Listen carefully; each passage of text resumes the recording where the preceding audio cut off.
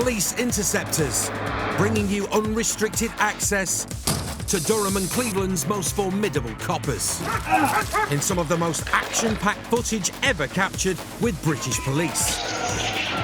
We follow officers as they hunt down and lock up lawbreakers in one of the UK's most challenging regions. Do you want tasering? Using high-spec pursuit cars, highly trained police dogs, Get on your knees! and specialist firearms officers. When the going gets rough, the Interceptors get tough. Get out! Down! This is just a normal day at work.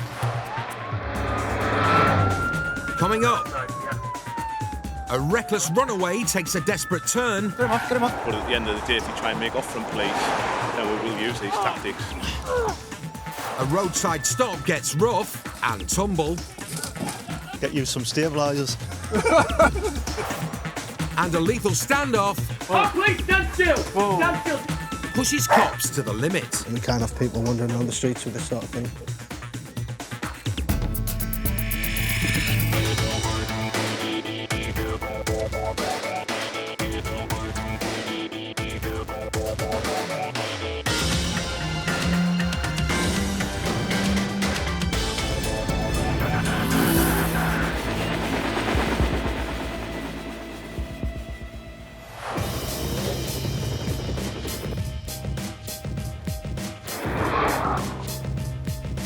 The Cleveland and Durham Specialist Operations Unit is a joint force team with one clear mission: to drive crime off the county's roads. It's a region of heavy industry, heritage sites, and its fair share of serious criminals. To keep these streets safe, the cops have no choice but to deal with lawbreakers robustly. You're sending a message out to other people that might be inclined to commit those kind of offences, that you don't get away with it. But car thieves are willing to risk it all to evade the law. They will take any steps necessary to get away, even if that means putting themselves, other members of the public, in danger, the way that they drive recklessly, that they don't care. In Spennymoor in Durham, Sergeant Kev Salter and Steve Brandt are heading out for the start of the night shift. And straight away, they've received information about a vehicle they think is stolen. There's a white van just hit the camera. It's believed that this would be a stolen vehicle on false plates. That's received. We're just literally approaching the motorway interchange. Steve guns the unmarked BMW to intercept the stolen van. They think their best chance of catching it is at the A1 interchange up ahead. Received. With 11 years on the force, the Sarge has seen his fair share of stolen motors. And in the driving seat tonight is an advanced driver with a knack for arriving in the nick of time. And it looks like the boys are in luck. The Interceptors reach the roundabout just as the iffy van flies past. The suspected car thief has no idea there's now an unmarked Beamer on its tail. LA, just for your information, we've got it. It's just gone on the northbound slip, heading on to the motorway. The van which we're currently following now, obviously, it's got a registration plate on it belonging to a different vehicle, so we think it may be stolen. Knowing stolen vehicles don't tend to hang around, the Sarge calls for backup. Can other units start heading in our direction, please? A few miles away, Interceptors Mark Rogers and Richie Gatland are racing towards the A1 in one of the team's fully loaded BMW X5s. It's the perfect motor if the suspects decide to make off. And in a flash, they're now behind the Sarge's unmarked Beamer. Received. At the moment, you've only got two vehicles. We can attempt a box with two vehicles. Any second now, the suspect could clock the police car and boot it. So, the Sarge seeks permission to stop the stolen van by sandwiching it in between the two police cars. Yes. I'm happy to go for that. Received. Call it out. With the green light from the inspector at HQ, Steve and the Sarge prepare to pull in front of the stolen van as Mark and Richie get ready to sandwich it from behind. Move out, move out, move out. Making their move, the Sarge bangs on the blues. Bring him down, bring him down. Get it in, get it off, get him off, get him off, get him off, get him off, get him off, get him off. Yeah, we're going into pursuit. He's failed to stop. Get off, go. Flooring it towards the service slip, the Interceptors' worst fears are realised. This driver's going to stop at nothing to get away. Get him across, get him across, get him across, get him across. Back on the A1, Steve moves in front of the van. Get him across. As Richie attempts to sandwich it in.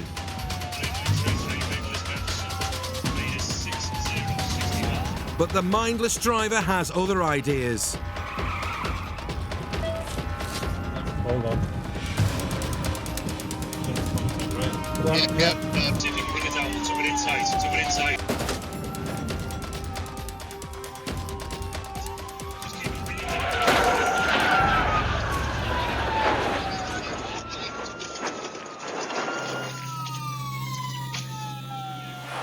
In one of the most reckless moves ever caught on camera, the suspect pulls into the path of Richie's Beamer, sending the van careering across the carriageway. The lads are clearly okay as they kick out the front window and look ready to run.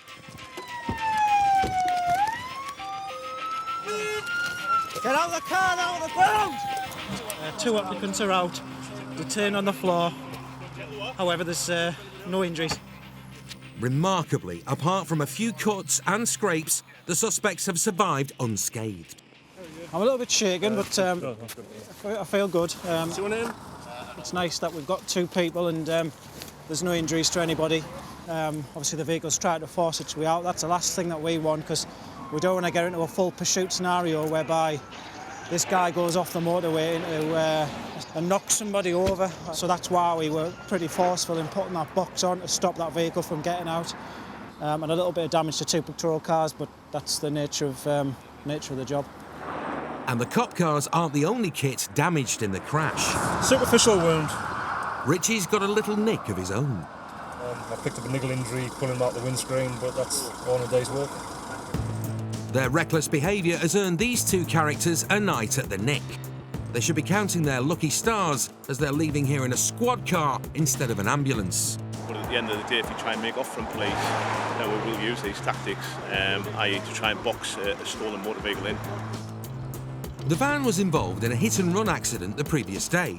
It was also a stolen vehicle and was fitted with false number plates, but the fella driving tonight was not responsible for any of these offences.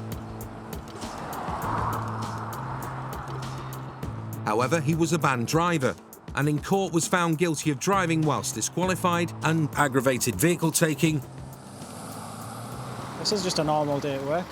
We get things like this all the time, and when it does, it just reminds you why you joined the job and joined the job of being an interceptor. This is what it's all about. It's a fantastic job, I'm really pleased. Still to come, locked out by a cocky crim. Don't give him them keys. He reckons they say, go on, lock us up then. What are you locking us up for? These all think the superstars around here. And an armed suspect puts the cops on a knife edge.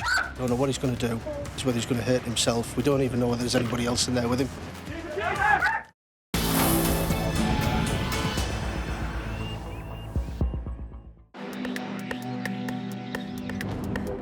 There can be up to 35 million vehicles on the road at any one time in the UK. Stopping motors to confirm the vehicles are road legal and the drivers and passengers are above board is a large part of the Interceptors' work. But what should be a short, simple procedure can sometimes spiral into something far more challenging. It's mid-afternoon near Camden, a regular haunt for the Interceptors hunting down car crime. And on patrol, a double act who live to police the roads. Driver Jack Hamilton and Paul Jacko Jackson. The only other job that I'd want to do was be the winch man hanging off the helicopter. That's the only other job I can imagine that would be better than this. That's brilliant. Best job in the world. Even better than a winch man. Ex-engineer Jack is a curry-loving copper with nearly 10 years on the force. His dream car is an Aston Martin DBS. Whilst his wingman Jacko is more of a Ford Mustang kind of guy. But their ride today is one of the team's BMW X5s. On an average shift, the Interceptors stop and check around 20 cars. And next in line for a once-over is this black Ford Focus up ahead. It's just pulled up at the driver's home address. How are we doing? Just going to do some checks, make sure that you're driving lawfully. You don't need to get out the car and do your checks. I'm sure you should have done your checks. Come on, yeah. Your driving licence is there. Well, give us a day, yeah? Well, you can see with your eyes. Driving licence is there. Could you do your checks then? I'll do it in my time, all right? Wind your neck in. The Interceptors are within their rights to stop and check any motor vehicle within the UK. So what will this black Focus throw up? Vehicle and two-person checks, please. And counting. But this one looks like it's going to be far from straightforward. What are you searching the car for? Here, oi, grab them keys. Give us them Don't keys, give him them keys. Here, reckon DC. Go on, lock us up then. What are you locking us up for? For obstruct, please. Wait, come on then. Obstruct them, PC. Bring Put it your hand out. Man's out. The driver's thrown the black Ford Focus keys towards his front door. And now his twin brother's turned up, and he's brandishing a dog bowl full of water. Go on, chuck it over. Get some blade. Get some blade. Go on, chuck it in. What are you doing? Come on, yeah. What are you doing? I'm here. Jack knocks the dog bowl from the hands of the driver's twin brother. But things turn serious as the bloke picks up a length of guttering. Undeterred, Jack dusts himself off and legs it after the lawbreaker.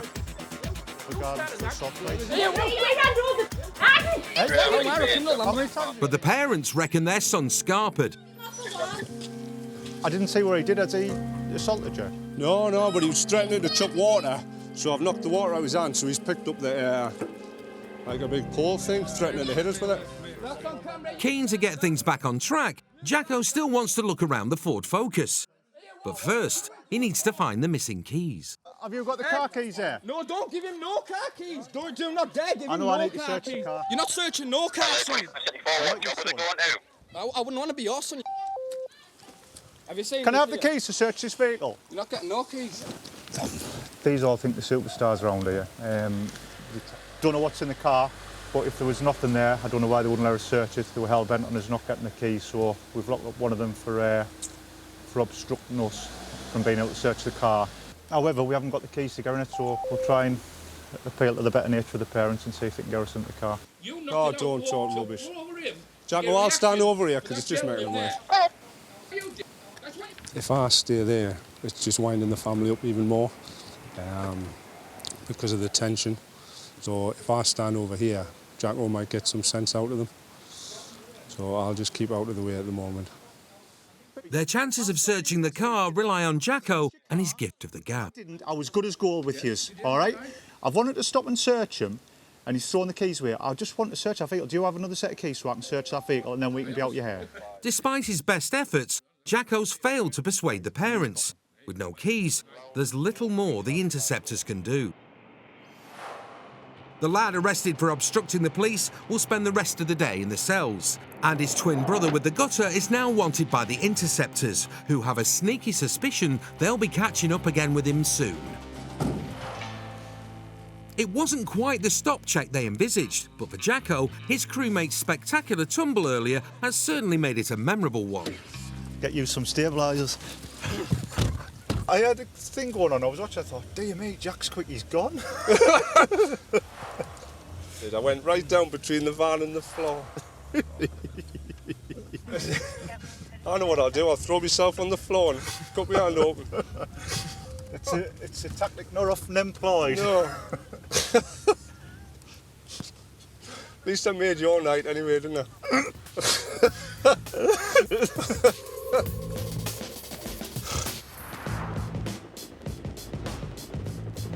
Knife crime in the UK is on the rise, with over 26,000 reported offences last year, with Cleveland police racking up the highest number of prosecutions. Having seen firsthand the effects stabbings can have on victims and their families, the Interceptors won't tolerate blades being carried on the streets. In Thornaby, an emergency call has come in about a man making threats with a knife. Interceptor dog handler Darren Williamson's on an immediate response. We've just had a call that there's a male in a hotel possibly armed with a knife, threatening members of staff, members of the public. So we're just going to go and back up the district officers, obviously, because there's a weapon involved. Dazza was an armed response officer before moving over to the dog section 2 years ago. This is a copper who knows his weapons, and he knows they need to find their knife man fast. Have we got any CCTV in that area, and can I keep an eye out for him? Do we have a description? Details are sketchy, but it seems the man's threatened staff at a local hotel with a knife. He then fled the scene and headed for a block of flats. Has anybody actually seen him in possession of a weapon? With no time to waste, Dazza now needs to get into the building where they suspect the knifeman's now holed up. Other officers have already gained entry. Joining them, Dazza cautiously heads to the flat where they suspect their man is hiding. Is it what's his name?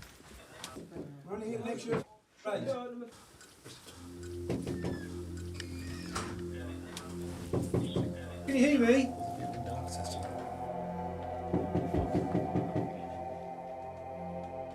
With no answer at the front door, and with no idea if there's anybody in there, Dazza heads outside to see if he can see any signs of life through the windows.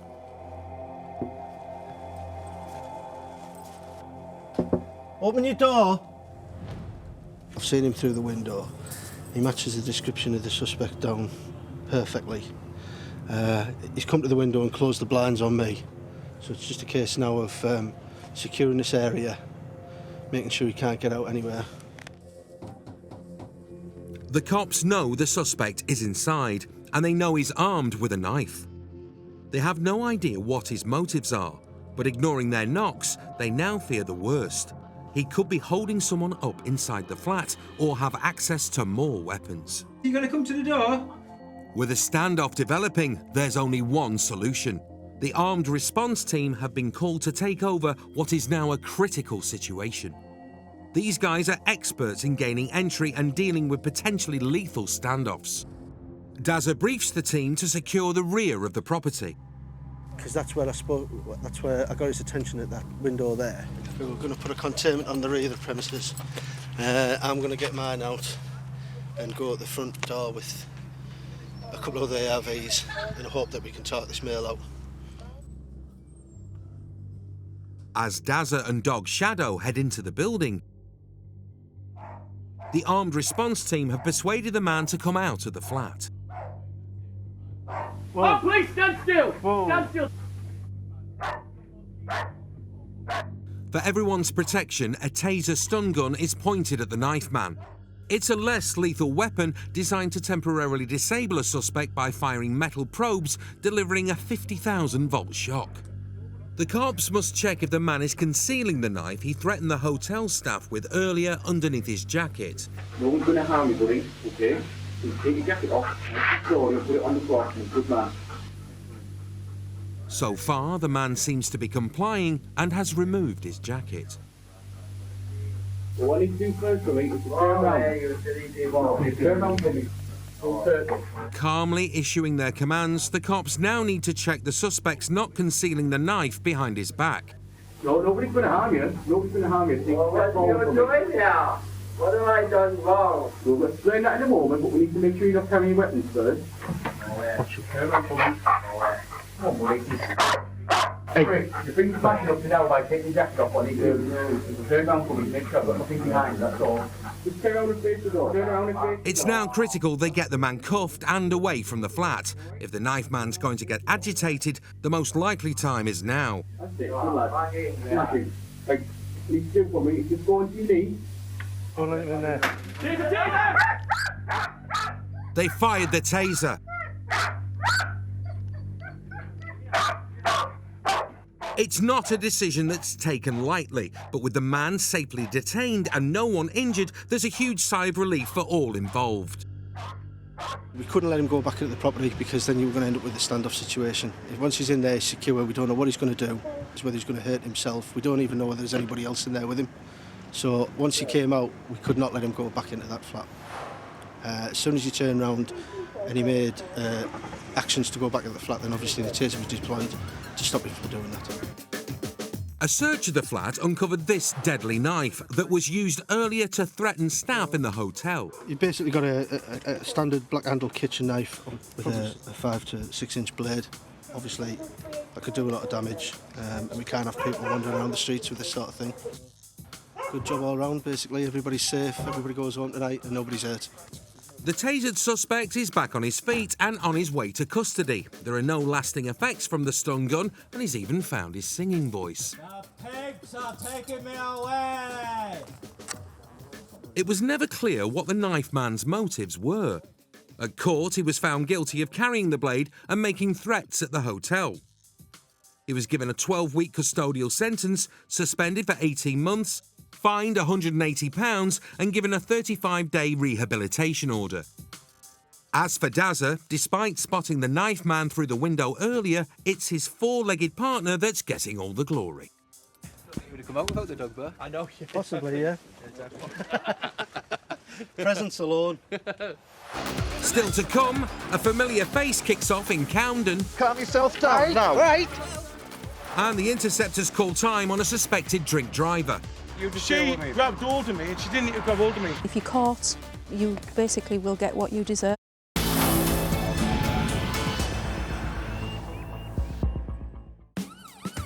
When the Interceptors are on the lookout for a vehicle involved in a crime or carrying a wanted passenger, sometimes eyes alone aren't enough. But in these situations, they can always rely on the backup of the force's 2 central command centres. At this one in Durham, the 50 communication officers can take up to 1,600 calls a day. Yeah, that's all received. Just confirming that it's Ross Terrace, man.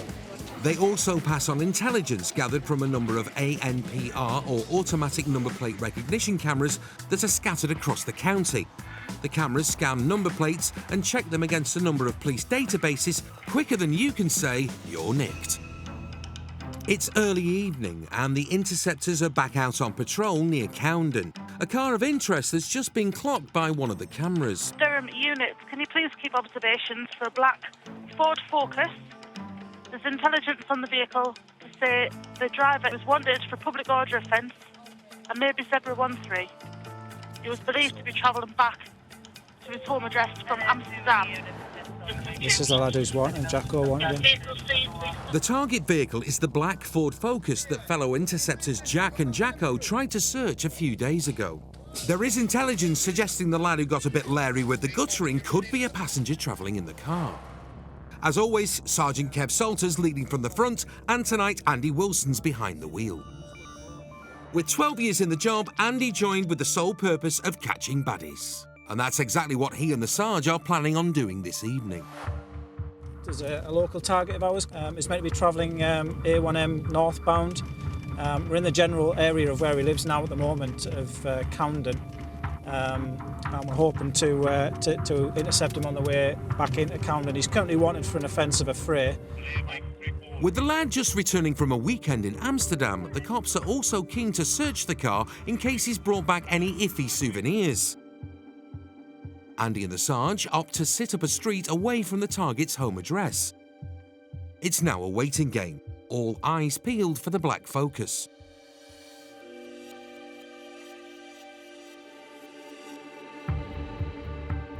Looks like the lads have hit the jackpot.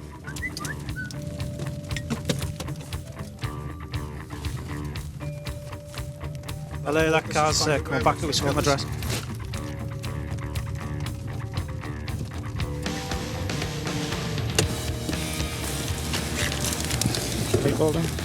The driver is the lad Jacko locked up for obstructing police. Welcome home.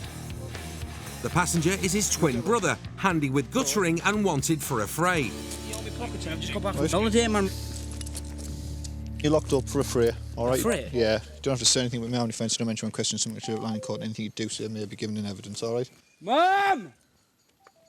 Can I see my mum first? I've just come back from holiday, man. You're under arrest. The passenger seems more concerned with seeing his mum than the fact he's just been nicked. Hello, can we have a traffic vehicle to count it? I did for your walk. Come and get all my stuff. Stop swearing. I've been locked up for free. So you don't do anything. Having just returned from the Dutch capital, the cops want to search both lads, their bags, and this time, the car. No, we want that. It's a bag of clothes. Just got back from Malta. Right, I know, and we're searching it. I'm not mad. But nothing with these twin chances is ever straightforward. Right. I'm going to say, yeah. Like, Calm down. Calm yourself down now. Right. Right. Look. Move out the way, Flower. Move out the way. How can I get it? What about The cops suspect the lad tried to pass something to his lady friend. Yeah, I told you not.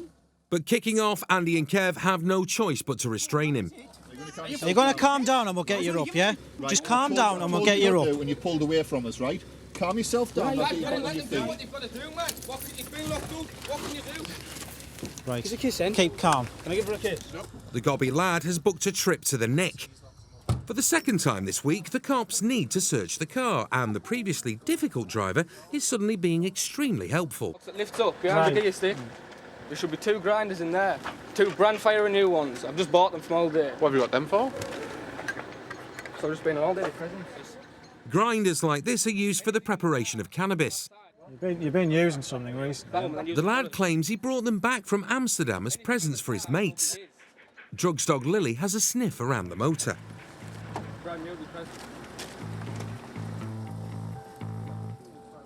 Apart from the remnants of cannabis in the grinder and a small plastic bong in the boot, the car's clean. But the driver's not in the clear yet. When did you last have a joint? This morning. The driver's admitted to smoking a spliff less than 12 hours ago. The Interceptors will perform a roadside drug test using a brand new bit of kit known as a drug wipe. It's a bit like a breathalyzer, except it analyses saliva and can detect both cannabis and cocaine. However, this may also show that you were actually potentially over the limit. Operating a motor vehicle whilst under the influence of drugs carries the same maximum penalty as drink driving, a ban of at least a year, a hefty fine and a prison sentence. If another red line appears, this lad could lose his licence.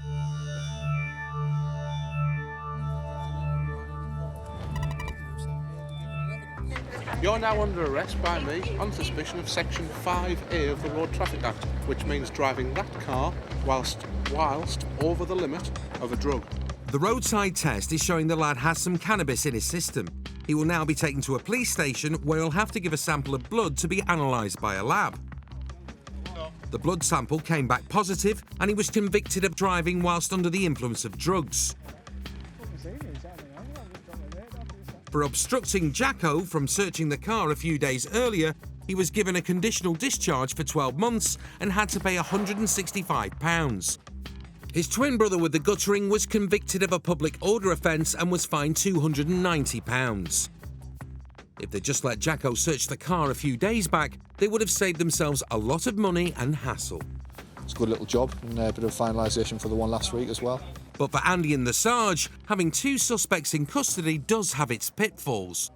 Oh, it's a busy little place tonight for Thursday night, are we on? So, and we're both cuffless. That's it, yeah. Both. Can't lock anybody else up now until we go and get our cuffs. We've got spare sets, we've got the plastic cuffs, there's always room. Bit of paperwork for the first job, get that boxed off, and then we'll see what else the night brings. I've got no crack. As usual, which is usually the norm for Sergeant Solder.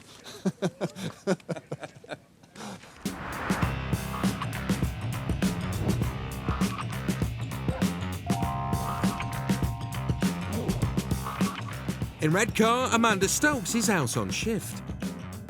Although a lot of the tools at the Interceptors' disposal are mechanical, some situations, like dealing with a tricky customer, require something that can't be bought or built.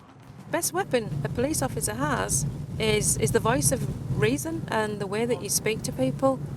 And I find generally when you're dealing with members of the public and you're having to give them a ticket or you're having to arrest them, generally I tend to find that people are okay with me. Certain individuals aren't, but then I think they're the type of people that are like that with everybody, and you can't win them all. One of 8 females on the team, Amanda worked in a garden centre before donning the uniform 11 years ago. Now the green-fingered Interceptor is more concerned with weeding out criminals. I am, yeah, fire away. A tip-off's just come in about a possible drink driver. The information is that there's a guy going to be leaving Turner's Mill pub shortly. We haven't really got an awful lot of time to catch him. He actually doesn't live too far away from the pub. Tonight's target is a local tradesman who drives a white van. It's reportedly parked at the pub coming up on the right.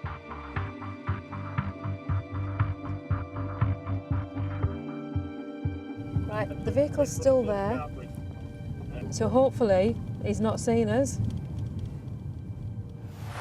Amanda decides to sit tight and wait for White Van Man to finish his drink. She sets her stall out between the boozer and his home address. And her perseverance soon pays off. A white van has just crossed the roundabout up ahead. So what we've just seen is that vehicle, the white van, has obviously left the pub car park and is now travelling down Redcar Lane towards the home address. So I'm hopefully going to get it stopped. With drink drivers responsible for 1 in 6 deaths on Britain's roads, the eagle-eyed Interceptors keen to find out if this bloke's over the limit.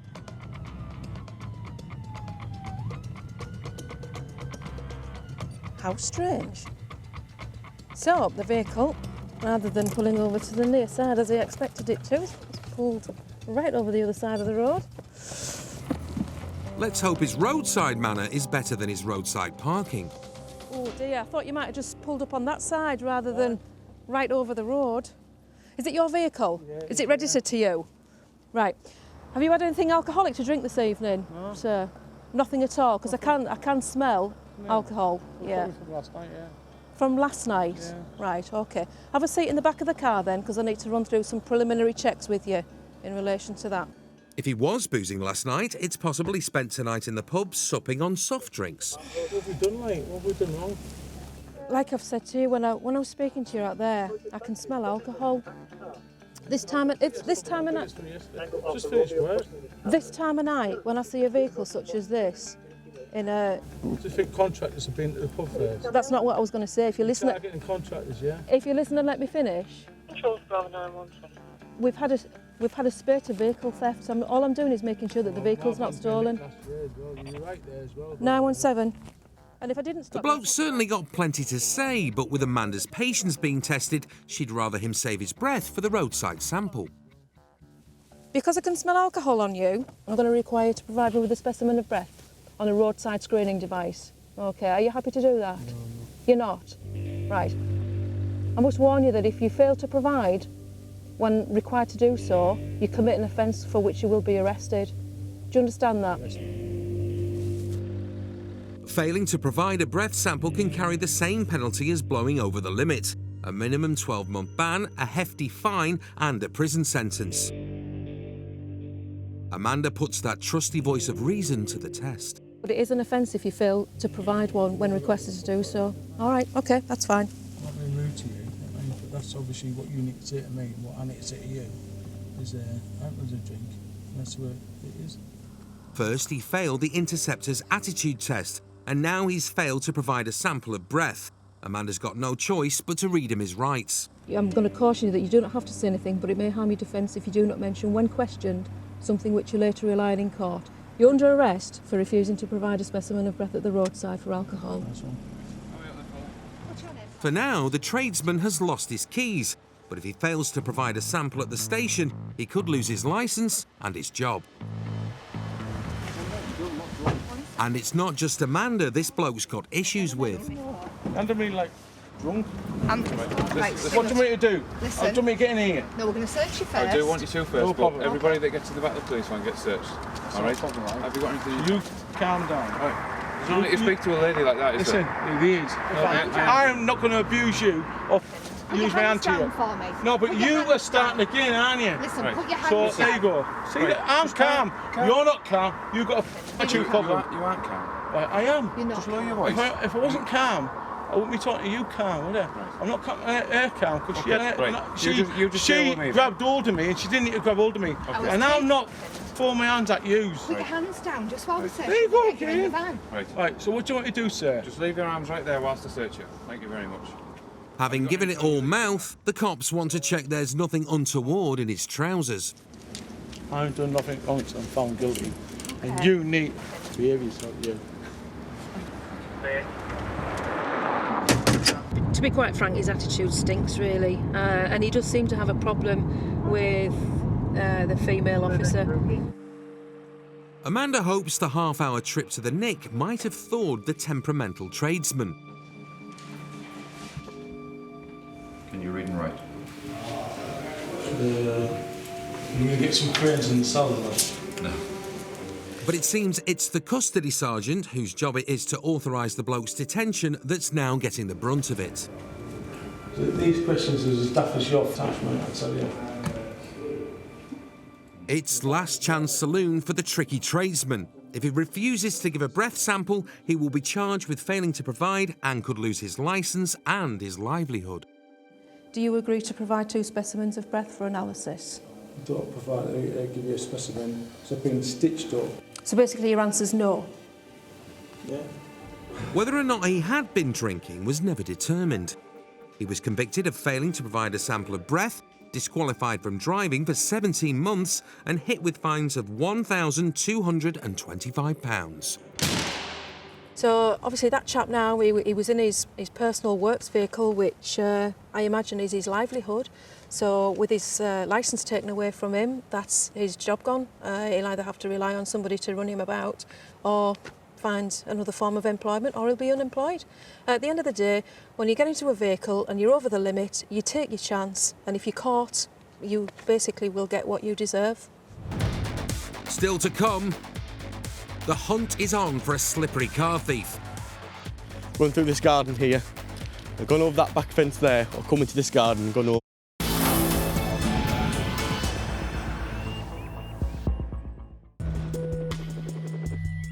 Around 75,000 vehicles were stolen in the UK last year.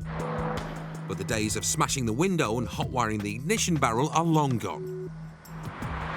As sophisticated anti-theft devices such as alarms, immobilisers and keyless ignitions have evolved, so have the methods car thieves have used to get their mitts on your motor. One of the most shocking ways is known locally as a 2-in-1 burglary. Criminals break into your house and pinch your car keys in order to drive off with your pride and joy. Their personal space and their privacy is being invaded, and for some people, they will never get over that. The fact that somebody's broke into their home, which you expect is to be your place of safety and your security, and somebody takes that away from you. And it just goes to show they have absolutely no thought or respect for other people or their property.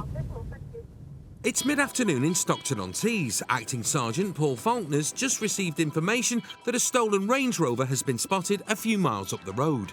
The vehicle you passed for Dalton Back Lane is the cloned Jeep stolen from a 2-in-1 in Northumbria. Let's get some tunes. Or to you and me, bang on the blues and twos. With Advanced Driver Firearms Officer and Operational Firearms Commander to his name, it's surprising Paul has any time to indulge in his guilty pleasure, ballroom dancing. But today, the only moves he'll be shaking will be out on the tarmac as he's racing to intercept the stolen Range Rover. So we're looking for one of those really blinged up Range Rover Sports in black. The cops have received a tip-off that the motor's now knocking around Stockton on false number plates, a method used by criminals to disguise a stolen car. Most commonly, they clone the number plate of a vehicle that is the exact make, model and colour as the stolen one. Come on, guys. Paul knows these roads like the steps of a cha-cha-cha, and it looks like it's worked to his advantage. Here it is.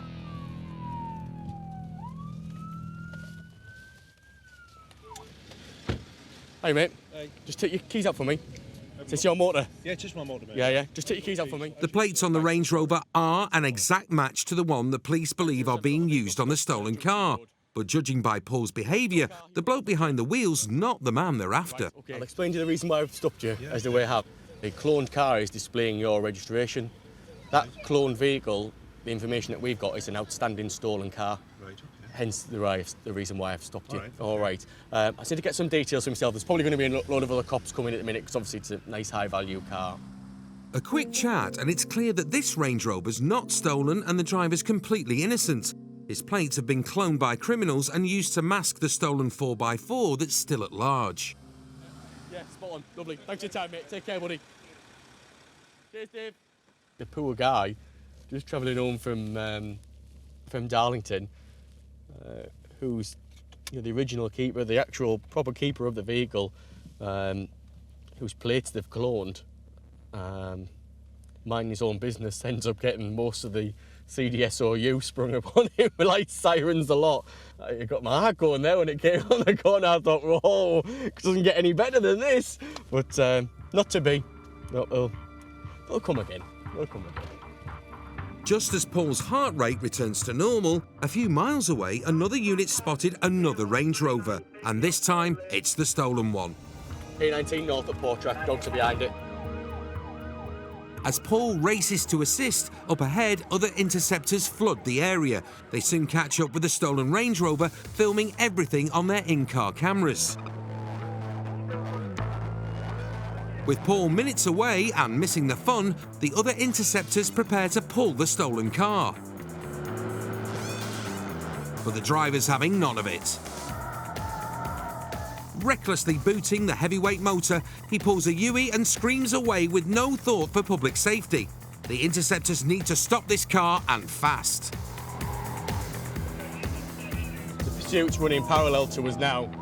We'll see if I can get ahead and get the stinger out on this roundabout. With Paul just seconds away, the Rangy tanks into a housing estate. Yeah, the left is big deal. But the tea-time traffic scuppers the pursuit car's progress and the stolen motor scoots out of sight. Yeah, 917, it is a total loss at the moment. It's in this area, I think, mate. Been lost in this area. As Paul scours the maze of roads, information comes in about an accident a few streets away. Could it be the 4x4? The unit vehicle has crashed at Teesdale Avenue. The vehicle has crashed at Teesdale Avenue. 907 just arriving.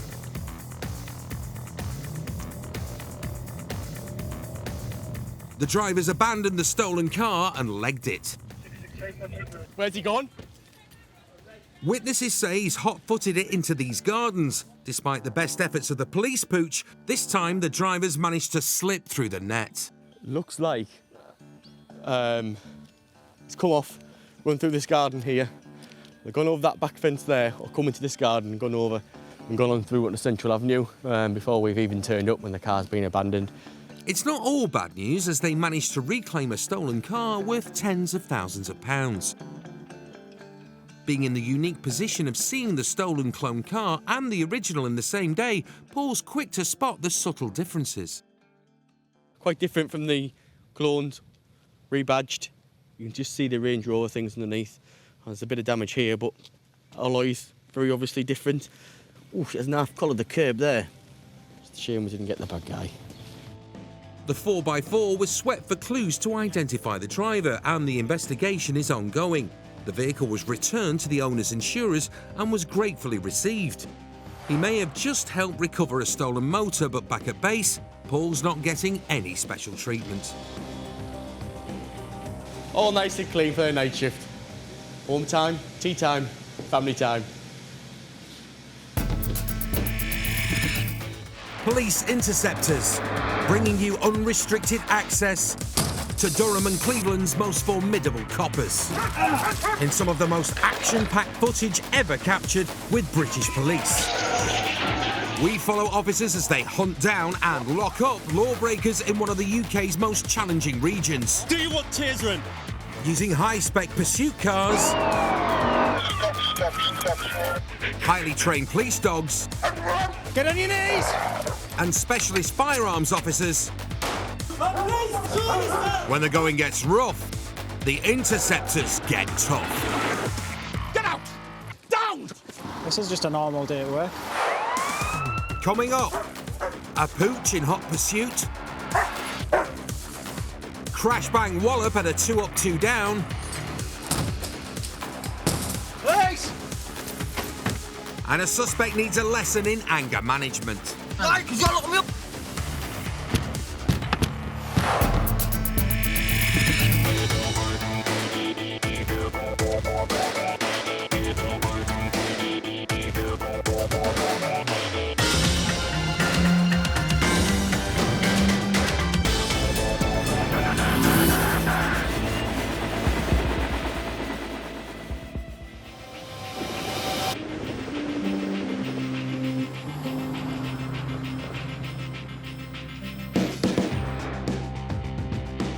The North East, a region with a proud heritage of mining and shipbuilding. And like any part of the UK today, its fair share of crime. Ranges from anything from your domestic disputes, your shoplifters, your car crime, vehicle crime, burglaries, and then you go out into the Dales where we deal with everything from poaching, sheep rustling. It is something different every single day. Cleveland and Durham's Interceptors take a tough stance on burglary, and recently they've had plenty of chances to prove it, with almost 9,000 cases. Acting Sergeant Paul Faulkner is hard-nosed about it. I'd hate it if somebody came in, broke into my house and started going through my personal possessions, thing where my family are, and really just gets my goat, it really does. Tonight, his colleague, dog handler Jimmy Greaves, the copper, not the footballer, is answering a call to a burglary in Middlesbrough. And it's not a routine job. The intruder's still somewhere on the premises. I believe he may be attempting to either break into someone's house or there's a development nearby that's in the process of being built. So just travelling to the location now and hope to intercept him.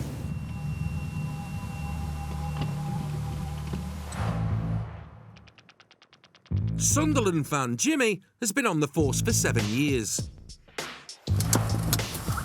And who better to help him with the manhunt than his canine teammate, Boas. Boas is a 4-year-old German Shepherd and has been a 4-legged interceptor with Jimmy for just under 2 years. The property's made up of occupied flats, and there seems to be some kind of building work going on. With 13 years in the Royal Army Physical Corps under his belt, Jimmy and Boas are a formidable team and leg it to the side of the building. Local beat coppers, who are already on the scene, let Boas go in first in case the intruder's violent. There's a communal hallway, easy for a sticky-fingered thief to sneak his way in. Suddenly, Boas picks up a noise towards the back of the flats, and it seems to be coming from the courtyard. Police Blue Dog, stand still. Stand still, get yourself on the floor now. Get yourself on your knees, don't run. Don't run, stay still. Stay still, show your hands. Stand up, come here. Come forward. Come on. Come this way. Come this way. We're literally within sort of 6 feet away from him. He's got a snarling dog in his face and an officer shouting at him. I can only describe it as a rabbit startled by the headlights or the gnashes of police dog Boas, really. Back of the net, 1-0 to Jimmy Greaves and Team Interceptor. Good boy. Got his little bag of tricks, so I've got some tools there as well where it's quite clear what he's doing. He's stripping down all the wiring belonging to the building. The North East is a hot spot for metal theft. And the thief could have got a tidy sum for all this from a disreputable scrap dealer. No questions asked. Cost a fortune. Yeah. Brilliant. Chuff for that one. Good boy. Jimmy checks for any other paraphernalia. A weapon, maybe. I need to do the doings, Lindsay. And something has been found on the suspect. Go on, quick, he's got a standing knife on him. Found him enclosed. Have you got the knife? Yeah. You've got the knife there? That was in his pocket. Yeah. Lovely. Even a DIY knife could be used as a weapon. And it's straight to the custody suite.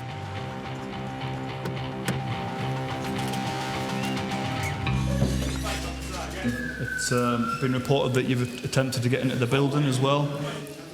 Well, that's just what the report is from the reporting person, so if you listen carefully to me, I'm further arresting you on suspicion of attempted burglary as well. The suspect's getaway vehicle, a bike, has also been seized. Jimmy's put it in the pound and he spots something familiar. So this particular tag that I'm just attaching to the bicycle here, it's put on when they come into custody, so we can make sure they get it back. What's interesting is one of the exact same type of tags is already on the bicycle, so it's quite clear that it's been here before. In the end, there was no evidence of attempted burglary, so the charge was dropped. But the man did plead guilty to stealing the cabling. He was given a 12-month community order and made to pay a total of £365 in fines and costs. It's 6 a.m. and the end of a long shift. Time for a warm down for Jimmy Greaves and his team.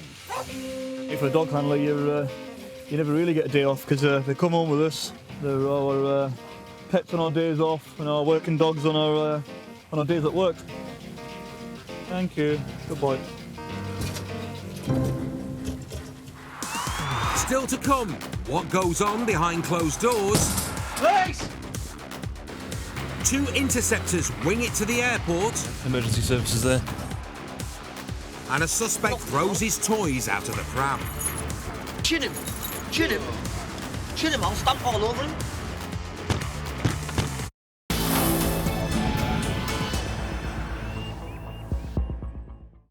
Managing drug crime is a risky business for Cleveland and Durham's Interceptors. Every officer joined the job to get drugs and catch criminals. And it's the Interceptors' job to hunt down the suppliers.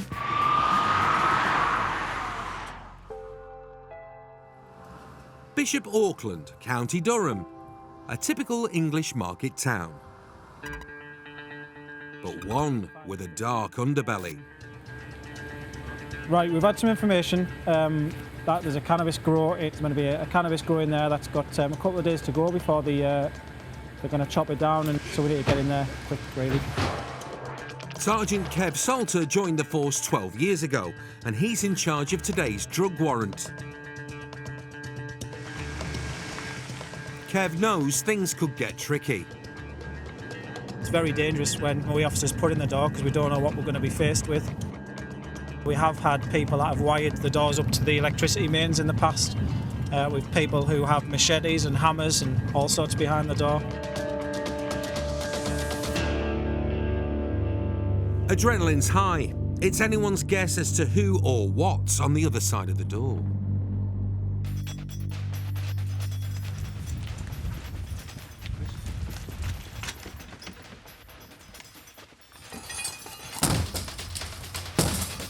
Police! Police officers! Police! Police!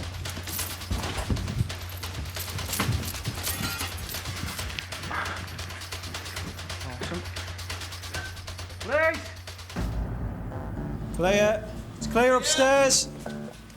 Awesome. Cracking job, happy. This lot's definitely not for personal use. Got over 51 plants here, so we're talking like a substantial amount of cannabis removed off the streets. We've got over £51,000 worth of cannabis, not to mention all the equipment. I mean, there must be probably 15 grand's worth of equipment here. Kev's disappointed no one's home. So I'd like to always get a body in here, but so they will be caught eventually, whether it's tonight, tomorrow. They're now wanted officially by Durham's Traffic Department, or the CDSOU, so we'll catch up with them eventually. Cannabis farmers usually rent different houses just to grow their crops. They rarely live in them and only drop in to keep an eye on the plants.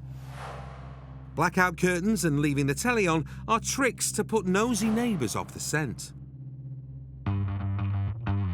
The 2 front bedrooms are jam-packed from floor to ceiling. I think we've got a successful result, really. It's looking fairly impressive, isn't it? And it seems the Interceptors swooped just in time. I think the They're getting towards harvesting stage by the looks of it, but might need a bit more water in though, they're turning yellow. This could prove a long job. As it seems, the crime are examining and removing any evidence, and obviously to help us catch the people who reside here. We've got a good idea who lives here, but the evidence that they'll collect will help us a little bit further. And there's loads of evidence. I'll take us hours. A crop like this needs a lot of TLC. 12 hours of artificial light every day, and the botched up wiring is a disaster waiting to happen. So anything you touch could potentially electrocute you. Clearly dangerous to everyone, hence why we're not touching anything at the moment until the electricity board have been. On top of that, the cannabis culprits could have been meddling with the meter.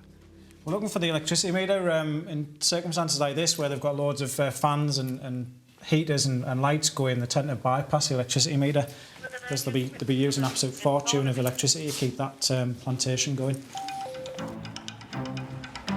The criminals know that the electricity company would alert us, so that's why they bypass the meters. One, not to alert them, and two, so they save themselves a lot of money. Kev was a gas engineer in a former life, so a meter's a meter, isn't it, Kev? So that's the gas, isn't it? Do you want me to have a look? I've probably got more idea than you. I've seen that. Yeah. That's bypassed. I think you're right, mate. Definitely bypassed. True to form, the cannabis grower has hacked the electricity. So they'll also be arrested for abstract electricity as well as cultivation cannabis, as and when we get our hands on them.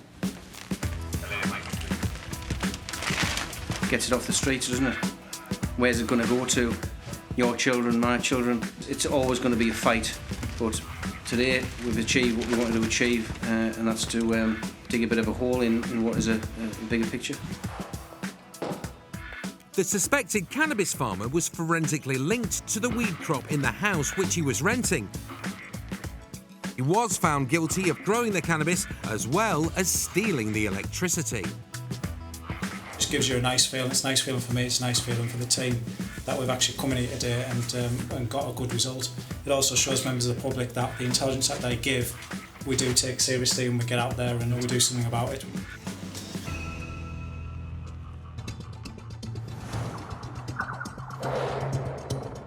Interceptor Paul Faulkner is also on patrol in Bishop Auckland. He's behind the wheel of an unmarked car on a very windy night. Paul began his police career as a community support officer. A fan of ballroom dancing, he's strictly business when it comes to drugs. It's the first day of our summer drink, drug, drive campaign. Something like cannabis and the effects that it has on different people. Imagine driving a car whilst hallucinating or falling asleep or not being able to focus on stop signs, people. That is just an accident waiting to happen. And Paul spotted a suspicious car which has suddenly pulled in up ahead. Whoa, man. Took the bloody door off. Hello, mate. Is it your car, mate? You want to jump out and come sit at the back of the car? Bring your keys, buddy. There's nothing like a gale force wind to go with the battering rain. Oh, not a night to be stood out talking to people. Crikey. Paul's invited the driver of the Toyota into his unmarked motor. No, other side, mate. How are you doing? It's waiting for me. Is it your car then? It's not mine, it's a hire car. A hire car? Yeah. Why have you got a hire car? Because some of them wrote my car off. Somebody wrote your car off? Got a driving licence and everything, yeah? I haven't got a driving... I've got a driving licence, but I haven't got it on me. I've got a passport, if you want. All right. You've got a driving licence, but it's not on you? Yeah. Right, okay. Paul's also interested in something else. Come in now. Honesty is the best policy, all right? Cannabis. Yep. No? You stink. This Interceptor's nose receptors have picked up a familiar fragrance. Weed. I don't. What does that mean? I haven't got any on me, but I've been smoking it. You've been smoking it, have you? From there, How long ago? An hour ago. Is there any in the car? No. None at all? None at all. You sure? Positive. So an hour ago, you've had a joint? Oh, yeah. Definitely got no drugs on you? Sure? You do smell like you got something nice, fresh. Paul's giving the suspect every opportunity to come clean. Right. End up searching your car, there's going to be nothing in your car.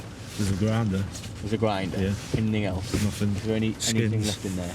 Skins, that's it. Right. No, nothing else in there. Right. Okay, mate. Right. Because I can smell cannabis on you, I'm going to run through a roadside drugs test with you. All right. Okay. Around 200 people a year in the UK are killed or seriously injured by drivers under the influence of drugs. I need you to do for me. Your tongue around your mouth. All right. Right to the bottom of your gums. And Paul's using the newest bit of police kit, the drug wipe.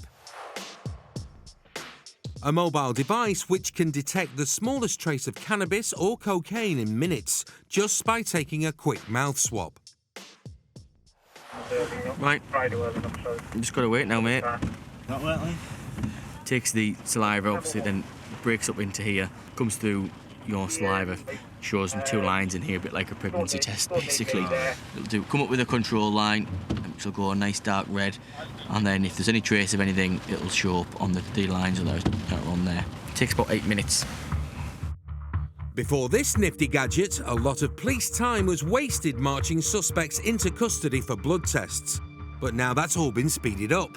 If there's no red line, there's no arrest and no blood test.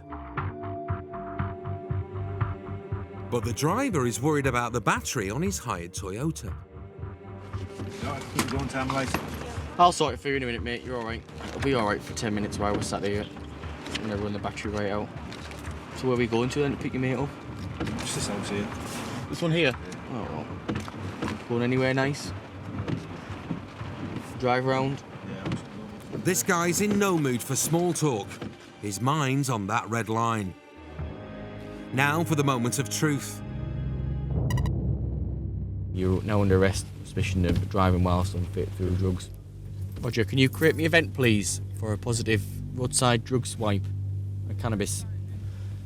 We're going to be going to the police station. All right? Being arrested is going to be tough for the young guy. Hospital. Where are you working at? In the army. In the army, are you? How long have you been in? Just over there. A few puffs of pot could end his military career. Right, Roddy, just put your hands out for me. Just because we're going to be going in this car, I'm going to handcuff you, okay? I'll switch your lights off for you as well. See how kind I am going out in the rain? Wow, it is raining.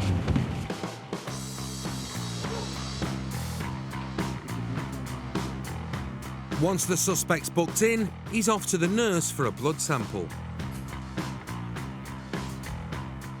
It'll take around 2 weeks for the result to come back from the lab. The legal limit for driving after cannabis use is low, just 2 micrograms per litre of blood, which means even a few puffs on a joint could get you nicked.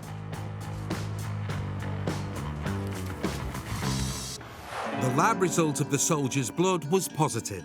He was disqualified from driving for a year and made to pay a total of £455 in fines and court charges. An absolute danger removed from the roads there tonight. A very happy, cracking result. Even more happy that we've got a drug driver off the road.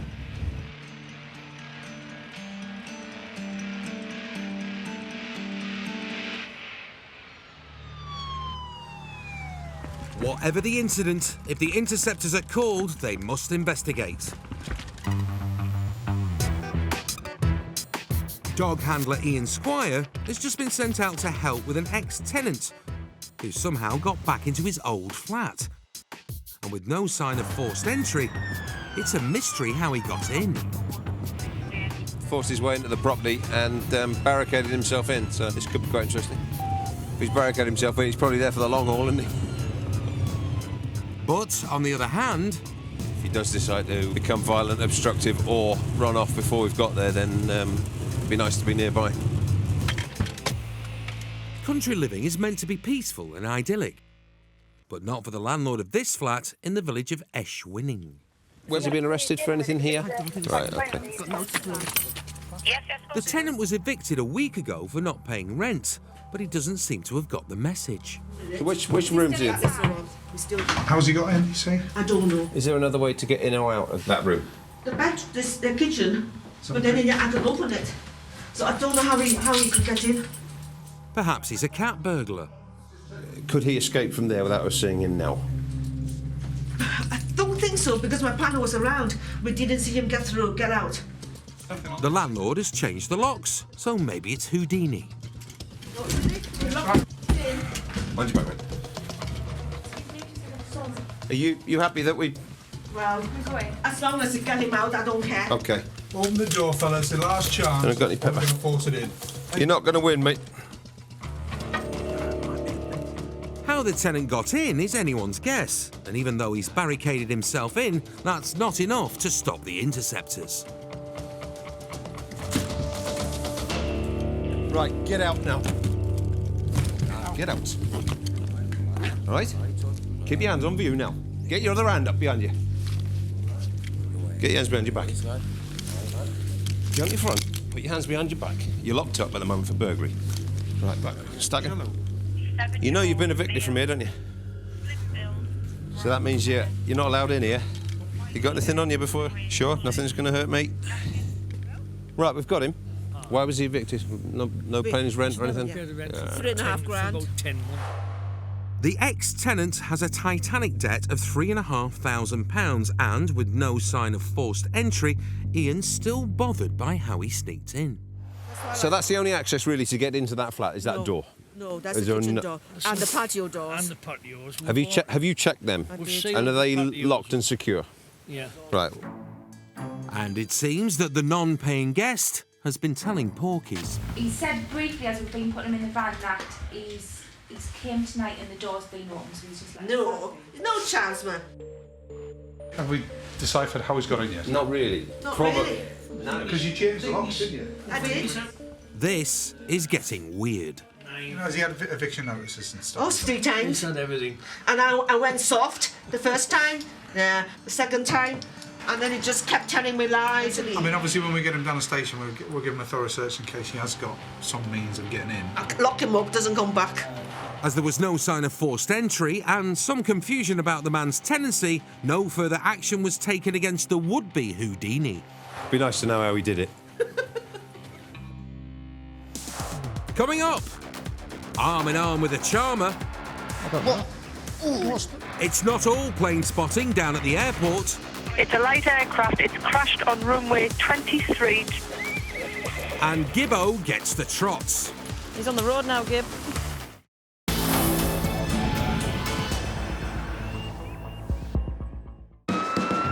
Car crime takes up a great chunk of our Interceptors' work.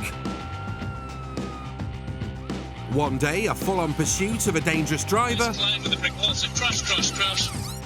and another, a simple roadside check. Hello there, mate. How are you? But not all jobs stay simple. Interceptor Darren Cawthorne, aka Dazzler, has been keeping crime off the streets for 13 years. Darren's on duty in Middlesbrough, and he's got a hunch about a Fiat Punto parked at a bus stop. Hello, mate. Is it your car? Yeah. Is the car registered to you? No, I've just bought it. You've just bought it. You got any insurance for it? You haven't? OK. You're aware it's an offence to drive without insurance? Come and have a seat in my car for us, please. Just knock the engine off. You've seen this car. It looks to be in a poor state of repair. Could hear that the exhaust was blowing on it. There's collision damage from the side. As the driver's willingly owned up to not having insurance, it should all be a piece of cake. Just find out who the passenger is. Now, mate, what's your name, please? This car is going to get seized because the driver said he's not insured. Quite happy for you to sit there for a few minutes until he's finished in the car, but in the meantime, I'm going to need the car keys, all right? And it's a double whammy. Not only has the driver not got insurance, he also doesn't have the right to drive. I'll just take a few details from you. Have you got a driving licence at the moment? You haven't. You're disqualified from driving? No. Who did you buy it from? About 8 weeks, like last week. Last week? It was on Facebook. Hello. Sorry, no, sorry to bother you. Do you know where the probation officer is? I'm afraid I don't. Down over there, mate. It's what? Just over here. Over there. So far, so good. The guy's being neighbourly. Just need to check if he's registered as the owner. Can you put a job on and start running some checks, please? I've got a bit of a problem. The car isn't registered to you, and you've got nothing to suggest that you've got any ties to it. So how do I know that you haven't stolen the vehicle? I don't know, I bought the car. I accept that you're telling me that you've bought the car, but at the moment, I've stopped you in somebody else's car because it's registered to somebody else, it's insured to somebody else. 913, go ahead. I'm sure you had pinched it, been reported stolen, I've had it over the week. It's no wonder Darren's suspicious. Surely if the car had been sold, the previous owner would have cancelled the insurance. Can you just confirm that he's not disqualified? He's not disqualified, but he's non-licensed holder with 0 points. He's got no paperwork. He'll be detained for suspicion of TWOC. Taken without the owner's consent, or TWOC, comes as a shock, and the guy's not so neighbourly now. You've been I get locked up for TWOC. You've been arrested on suspicion of taking the vehicle. Pinch cars, you know what I mean? You've been arrested on suspicion of taking the vehicle without the owner's consent. Until I've spoken to the registered keeper, how do I know that you haven't taken that vehicle without her consent? I don't know, it'd be reported pinched, wouldn't it? Well, not necessarily. TWOC puts the kibosh on the suspect's busy schedule. You got the police station now, Yes, you do. You know what I mean? Because I've got stuff to do. Can I ask you to stick your hands like that for us, please? What seemed to be a routine job is about to go Pete-tongued. Yeah? Lock me up. Locked up. Pinched. Trying to say it could be pinched, so they locked me up. Because, mate, look, I'm not knocking him out. Chin him. Chin him. Chin him, I'll stamp all over him. Get over. Suggest you calm yourself down. Right, because you're locking me up. Court. Get my stuff out the car. So then you're locking me up for TWOC. So shouldn't they be allowed to be carried? Make sure they're fine, right? Down, then you're locking me up for TWOC. Isn't that allowed to be carried? Can you calm yourself down and get off us, you mum. Stay calm. Get off us then, and I'll stay calm. Otherwise I'm going to chin you. Simple. Yeah, you want the van? Yes, please, soon as. Look, you just lock me up and you don't know all, do you? Obviously not. Hey, you're not this job or something, are you? Lock me up for now. The taxi arrives for the gobby guy, whose barrage of abuse is having no effect on Darren. Jump out, please. Lock me up. Mind, right, have you got anything in your pockets? No, I've got money in my pockets, that's it. Apart from money? No. Mind you, how did you get in? It's a bit of an unusual reaction, trying to kick your way out of a police vehicle. Quite an unusual reaction. A ride to the nick gives the guy a chance to cool off. Keep going rough for me, I swear to God I'm going to chin you. Or maybe not. I don't know. What's your problem? What's the problem? You're locking me up. Paul, what do you think my problem is? Just sit yourself. Stop threatening me. Sit yourself down. What are you going to do? What are you going to do? More. And the earache continues. And you get locked up for TWOC, right, when the car's not pinched, right? And I had a passenger, right, so where's my passenger? Mate, alright, just get your chance. You know what I mean? What's the rest time? While the suspect's in custody and the Fiat's getting a once-over at a garage, Darren tracks down the real owner. Now that looks familiar. It's a black Fiat Punto. Hello there, is this your car? It's your partner's car? Yes. Time for a chat with the registered owner. We've seized another car this morning with a young lad in it, displaying exactly the same number plate as that one. Have you had any problems with, like, getting speeding tickets or parking tickets or anything that would suggest it's not the right car? You've had it since new? The owners are in the clear and shocked to hear that their car has been cloned. Its number plates have been mocked up and the copies stuck on the other Fiat of the same model. There could be a number of different reasons why they've done that. It may well be that they had no intention of buying insurance. They could also park where they wanted, go as fast as they wanted, in the knowledge that they're not going to get picked up for speeding or parking tickets. Darren gets a call from the police garage. Mark, it's Darren. You asked me to call you about the defects. Front offside tyre was defective. But also, when we put it onto the low loader, I drove it on, it immediately almost fell back off again. When I checked, the secondary brake in the handbrake is completely defective. The suspect's Fiat is a coffin on wheels, and thanks to Darren, it's now off to the scrap heap. Darren needs to talk to the last owner of the seized Fiat, which has been identified by its chassis number. Hi, my name's Darren Cawthorne, police officer with Cleveland Police. I'm investigating an incident that's happened this morning regarding your old vehicle, a Fiat Punto, which you... Right, yeah, we scrapped that a year ago. You scrapped it? Yeah. Well, no, I didn't scrap it, I sold it. Somebody in the paper, it was in the Herald Post. It was a scrappy though, wasn't it? He came round and I signed the slip and he then drove it away. Right. Gave me £100 for it. The former owner hasn't a clue that his old car didn't go to the crusher. Do you have the details of who you actually sold it to? Do you have his... I don't know, it was just we buy cars for cash, that was the advert. And it had MOT failures, things like that. And he just came round and he said, does the car start? I said, yeah. Well, I said, you do realise there's no tax being sold with the car? He said, that's fine. See, I sent in my slip to say that I was no longer the registered keeper of the car. And that was the end of it, as far as I know. With no hard evidence as to who cloned the Phantom Fiat or who stole it, the suspect is released. But the gobby driver was later convicted of driving without insurance or a licence. He was disqualified from driving for a year and made to pay £130 in fines and charges. It's been a good result. We've taken a dangerous vehicle, an unlicensed driver and an uninsured driver off the road. He won't be getting the car back. We've seized the vehicle. Win for the community.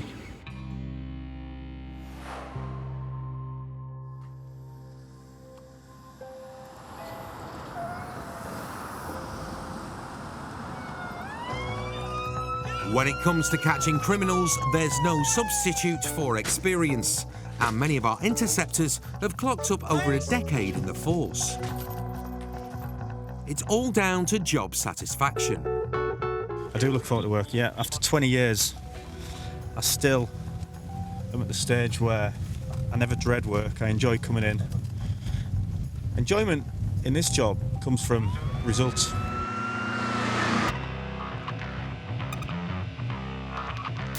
Two old hands are Richie Gatland and Chris Lear. Mike 37 to Mike 11, do you want us to head over as well? Chris is a fourth-generation cop of 19 years. While Superman fan Richie's got 15 years under his belt.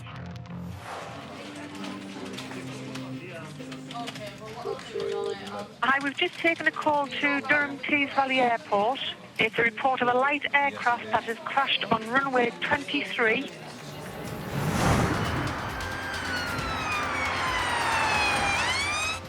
With over 3 decades of experience between them, Chris and Richie thought they'd seen it all.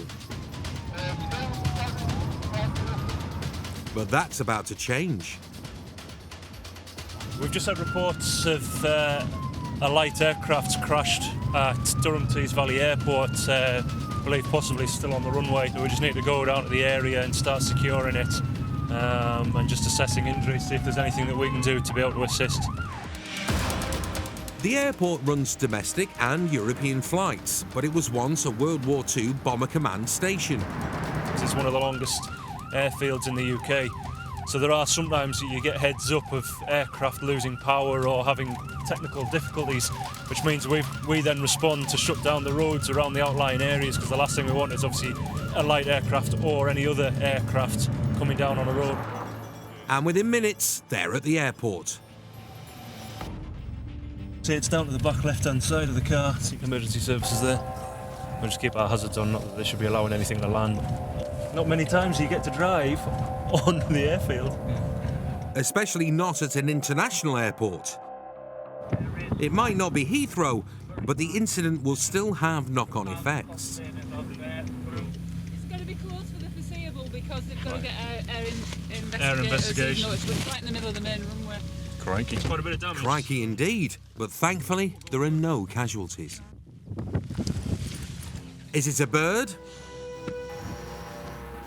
Is it a plane? No, it's a microlight, often referred to as a flying lawnmower. His backside. Oh dear. It would appear there's obviously been a mechanical issue. As you can see, it's landed perfectly in the middle of the runway, but it's sustained front-end damage. As it'll be, we'll just secure the microlight. And for the emergency crew, the boot's on the other foot. They're not used to dealing with something so fragile, so the pilot's in charge of the rescue. That pin's going to come out, that pin's going to come out.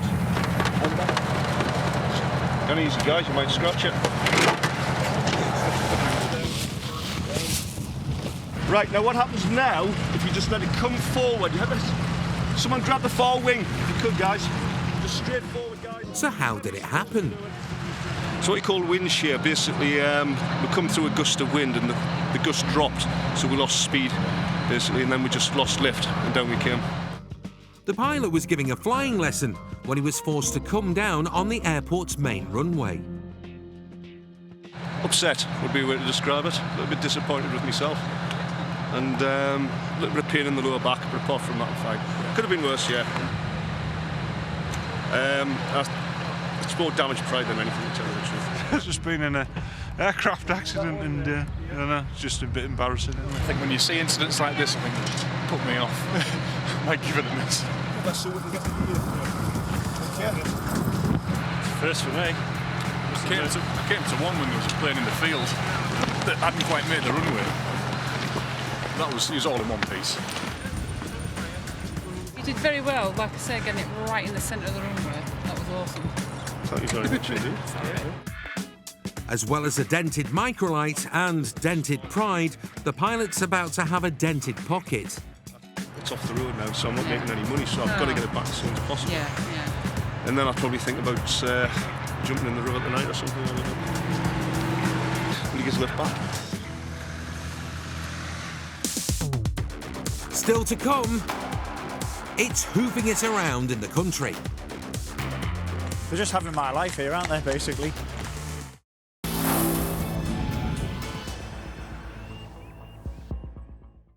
There's no messing when an Interceptor's faced with dangerous criminals. Always on their guard, Cleveland and Durham's Interceptors need to be ready for anything thrown at them.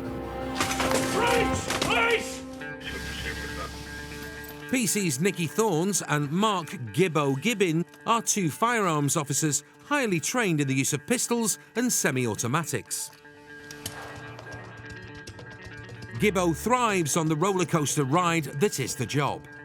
Just making sure it's all in good order, and we'll just checklist that off. And Nicky's living her childhood dream of being a cop. You just don't know what to expect. Every day is usually different. Some days we'll go without a firearms job. Some days you'll get 2 in a day. You just don't know what to expect. Today, their motor of choice is the Ford S-Max. And when they've got a car moment, they grab any chance to chat about football. So we get any five-a-side sorted? I've got a couple of days we could then, haven't we? Yeah. Tuesday or Wednesday we can, wouldn't it? Yeah. I've started a five-a-side league on a Wednesday now. Yeah, the location I've been given on the log is the coaches in the street. Forget the footy, something clearly offside has just come in. Apparently, there's 5 horses running loose near Metal Bridge.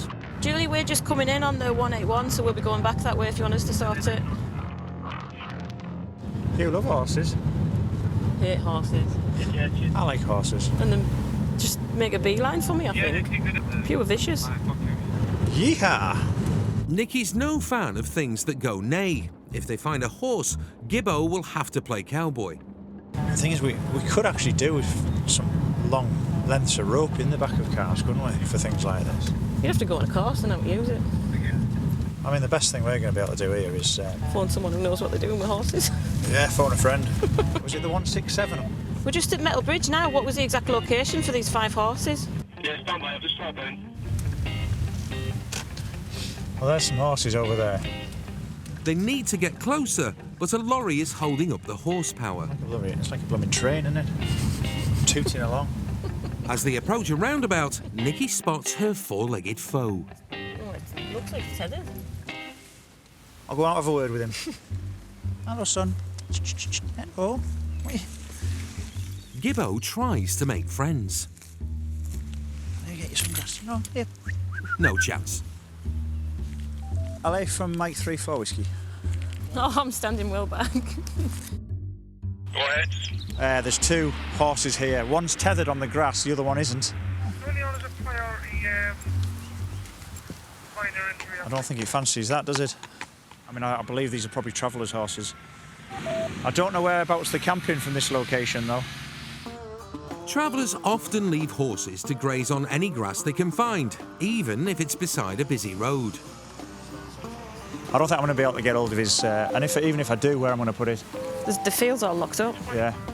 It's probably best just to leave me while he's calm. He's got, like, long grass to chew on, hasn't he? There might still be another 3 somewhere. Yeah, Charles. And they said 5. The attachments, if we can get some rope, we can stick it down, but... Someone needs to come up with a plan. Gibbo! Nikki suddenly takes the reins. She's found the chain the loose horse was tied to. I'll let you do the honours. Could be a case I'm not grabbing it hard enough, but you know what it's like. Anything can happen. After his lame attempts, Gibbo has another go. Do you think I need to be a bit more robust? You have to be firm with him, I think. I'm just going to be a little bit firmer. That's my plan. At least he's walking in the right direction. He's getting a bit excited now, isn't he? I don't want to get him like totally upset. No. I think you have, Gibbo. He's on the road now, Gib. This is all proving to be a bit of a mare. They're just having my life here, aren't they, basically? This way. This way. Come on, come on. At last, Gibbo's jockeyed the horse into position. Come on, it's all right, okay. All right. It seems a bit of horse whispering works wonders.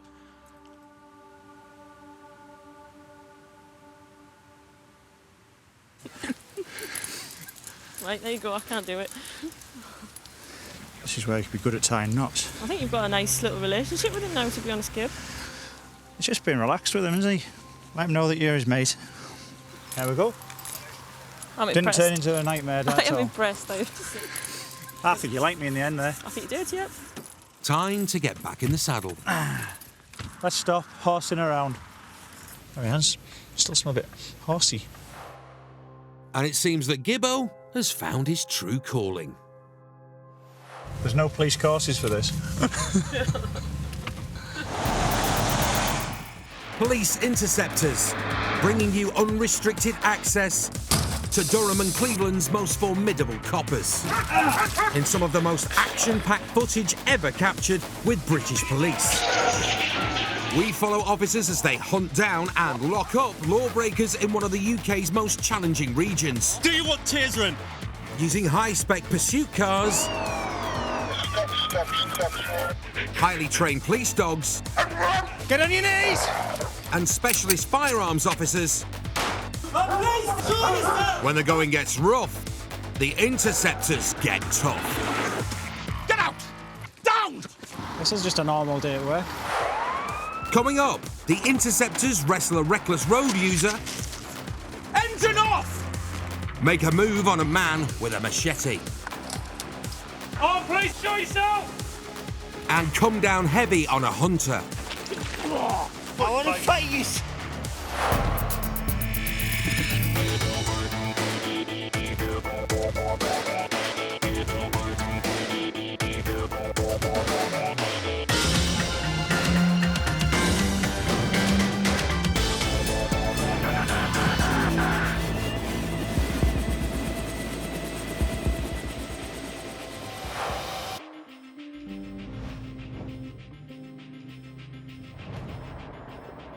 The Interceptors can carry out stop checks on any car travelling on Britain's 245,000 miles of road.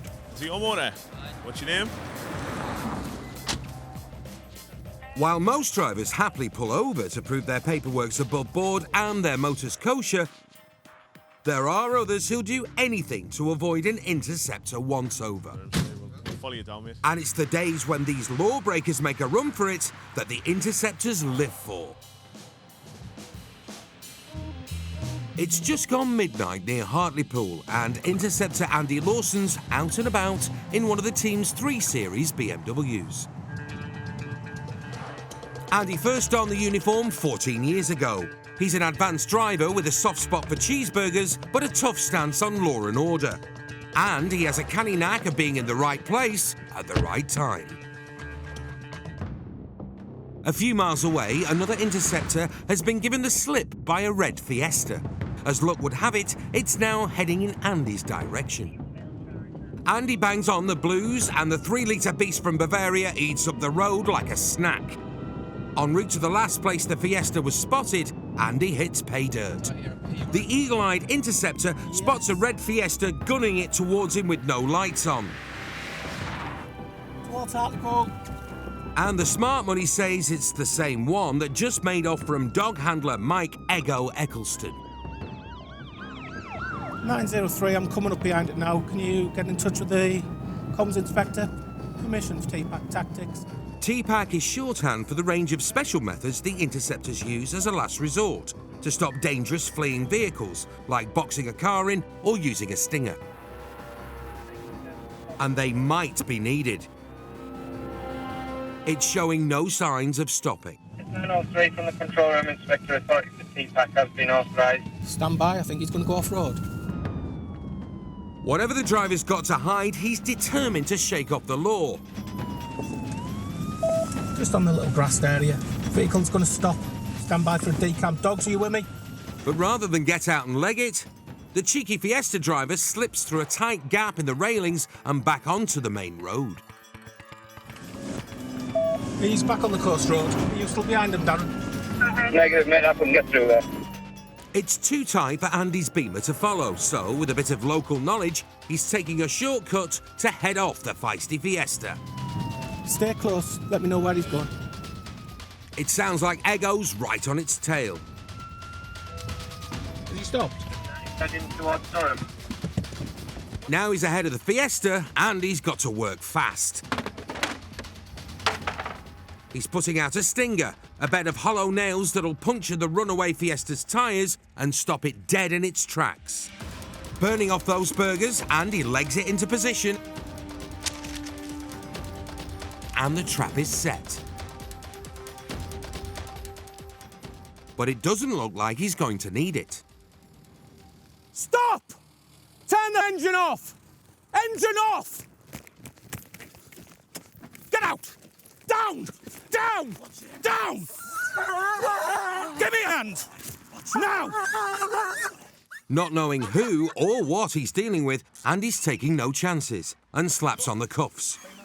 Did you do that for? It's been Anna's memorial, mate. I've had a bad day. I'm so very, very sorry. That's all I can say. Can I have a van? He says he was having a bad day, but after making off from 2 cop cars in the last 20 minutes... Down! Down! It's probably not going to get any better. Silly thing to do, really, wasn't it? Yeah, just I've had a bad day, mate. It's my Anna's memorial, right? And I've Out of respect to you, Nana, why are you doing silly things? I know. Do you know what I mean? Now I'm going to go in jail over something stupid. Stupid's the right word for someone who thought he could outrun the Interceptors in a tatty old Fiesta. Now they're wondering if he nicked it. Whose car is it? Mine, mate. I bought it there. You haven't just nicked the car? No. I've got the logbook in my pocket there, mate. Go in that pocket there. Ego's happy it is his car, but he's being nicked for driving off in it from the cops. However, they're still not really sure why he didn't want to stop. Have you had anything tonight? You smell the cannabis? Oh, yeah, I've smoked cannabis, that's it. A quick sniff around the motor reveals a bit more than air freshener. A little bit of bush. The gentleman's been arrested for failing to stop for police. He's also got no insurance. Found some cannabis in the vehicle. He's also been arrested for possession of cannabis. Having found the driver's stash of wacky backy, the cops turn their attention to the female passenger. Oh dear, oh dear, oh dear. What's this? None of that is mine. Well, I've been to a presentation. What is it? Well, I don't know. Well, it looks like... Well, it's either whiz or something, isn't it? Yeah, clearly. Cocaine or amphet and a bit of cannabis bush there as well. The passenger might have some marching powder in her handbag, but she won't be walking far tonight. There's a lesson to be learned as well about wearing suitable shoes. No, my shoes are in my bag. I've been to a football presentation. But they're not comfy, are they? No. Couldn't even dance in them. Not that she'll need to, as there's no dance floor where she's headed.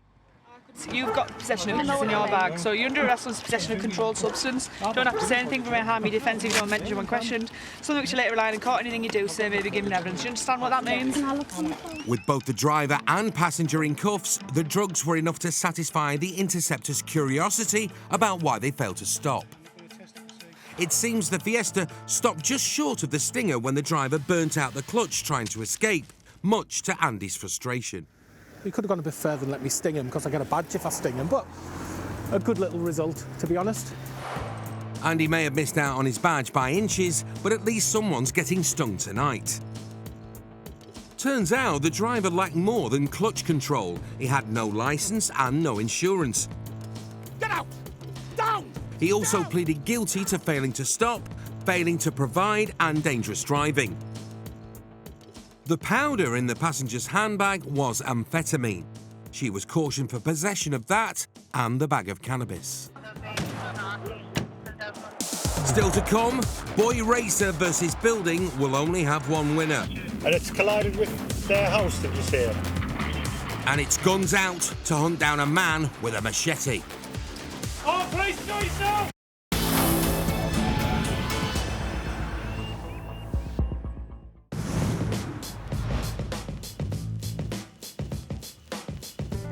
Most of Britain's knife crime occurs in its biggest cities, especially inner-city London, Birmingham and Glasgow.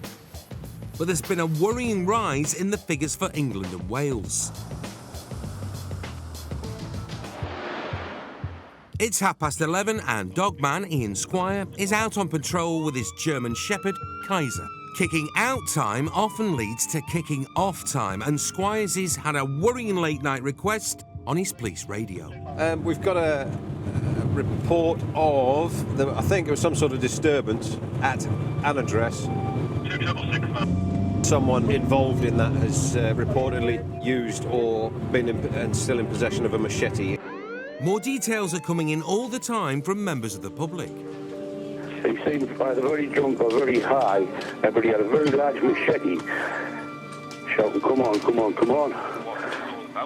With a machete man on the loose, the cops are going prepared for the worst. Ahead of Squisey is driver Steve Brandt and his Sarge Kev Salter in a special BMW, an armed response X5. We've had several reports of a male carrying a machete. Very intoxicated, currently wearing a light coloured hooded top. Brunjicious. Dogs, I'm not far off. Are we RVing anywhere, Brunt? Tango 1 an RV, slip the address. The Interceptors have been given the go-ahead from Silver Command, their boss in the control room, to get their guns out. We've been given full firearms authority for deployment should the situation take a turn for the worst, which means obviously we're going to be armed with our less than lethal weapons, such as the baton gun. Should the gentleman not comply, hopefully when we find him. Obviously our biggest priority at the moment is finding him, so he doesn't pose a risk anymore to members of the public. Units on scene. They suspect the machete man's in his girlfriend's house, and they're concerned for her safety. Do you want to see if you can get around the back? Tension's high, and Kaiser's twitchy. He's straining at his leash to get in on the action. Officers are currently carrying out an area search, and we're getting the helicopter up to see if we can find him. He's made various threats to his relatives, saying that he's carved somebody up at this address. The police chopper is hovering overhead, making sure the suspect's got no chance to make a run for it. The lights are on, but the house seems deserted apart from some empties. Other than about 20 Stella bottles lined up on the table is... There's nothing obvious around the square this time. It's up to the control room commander to give the order to go in. Based on what you're saying, if we could force entry that premises to ensure that there's no one injured within. Yes, yes. The door's going in with the help of some heavy-duty bolt cutters. Don't go in, Richie.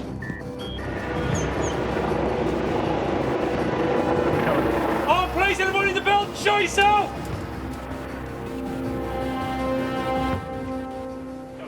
Oh, please, show yourself!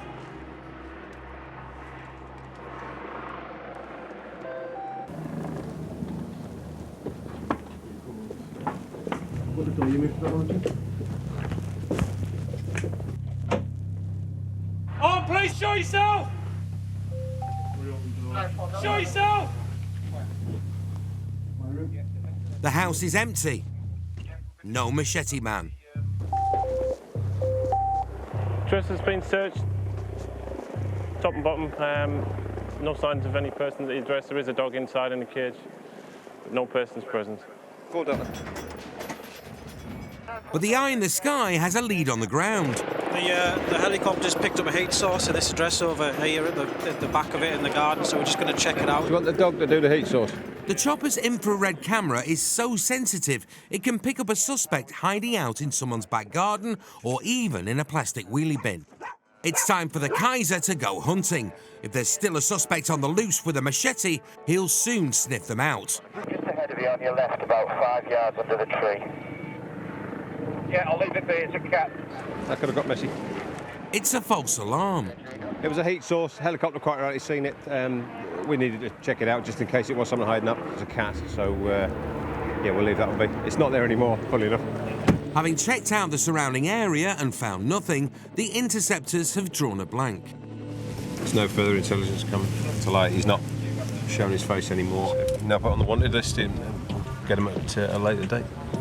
When a report like this comes in, the Interceptors don't take chances. To the team's relief, no one's been hurt tonight and they're standing down. 0036 hours. We'll rescind the authority. Thank you very much. As predicted, the machete man was picked up at a later date. In fact, the very next day. In court, he pleaded guilty to assault, criminal damage, and possession of a machete in a public place. Given a 16-week prison sentence, suspended for 2 years, and fined £320. The machete was destroyed. In County Durham, it's the start of the shift for Interceptors Ian Bully Bulmer and behind the wheel, Paul Jackson. Policing the roads is a major part of their job, and if there's one thing they can't stand, it's idiot drivers. Jacko's a 17-year veteran, having joined the force back in 1998. His favourite superhero is Batman, and like the Cape Crusader, he's on a mission to fight crime, catching the crooks and jokers that ignore the law. A call has just come in from an estate near a place called Crook. Past 20 minutes, the car has collided with house fence and has made off. Registration plate still there. Somebody's saying a car has smashed into their garden fence and then taken off. And it's collided with their house, did you say? It's collided with the fence at Hall Lane Estate. Roger, we'll see if we can box her off. The Interceptors search for the tiniest clue to the driver's identity. Somewhere around here, I think that's where the collisions occurred, which will be where that bumper is. Yeah, his number plate ought to do it. A quick check reveals this criminal mastermind lives just up the road.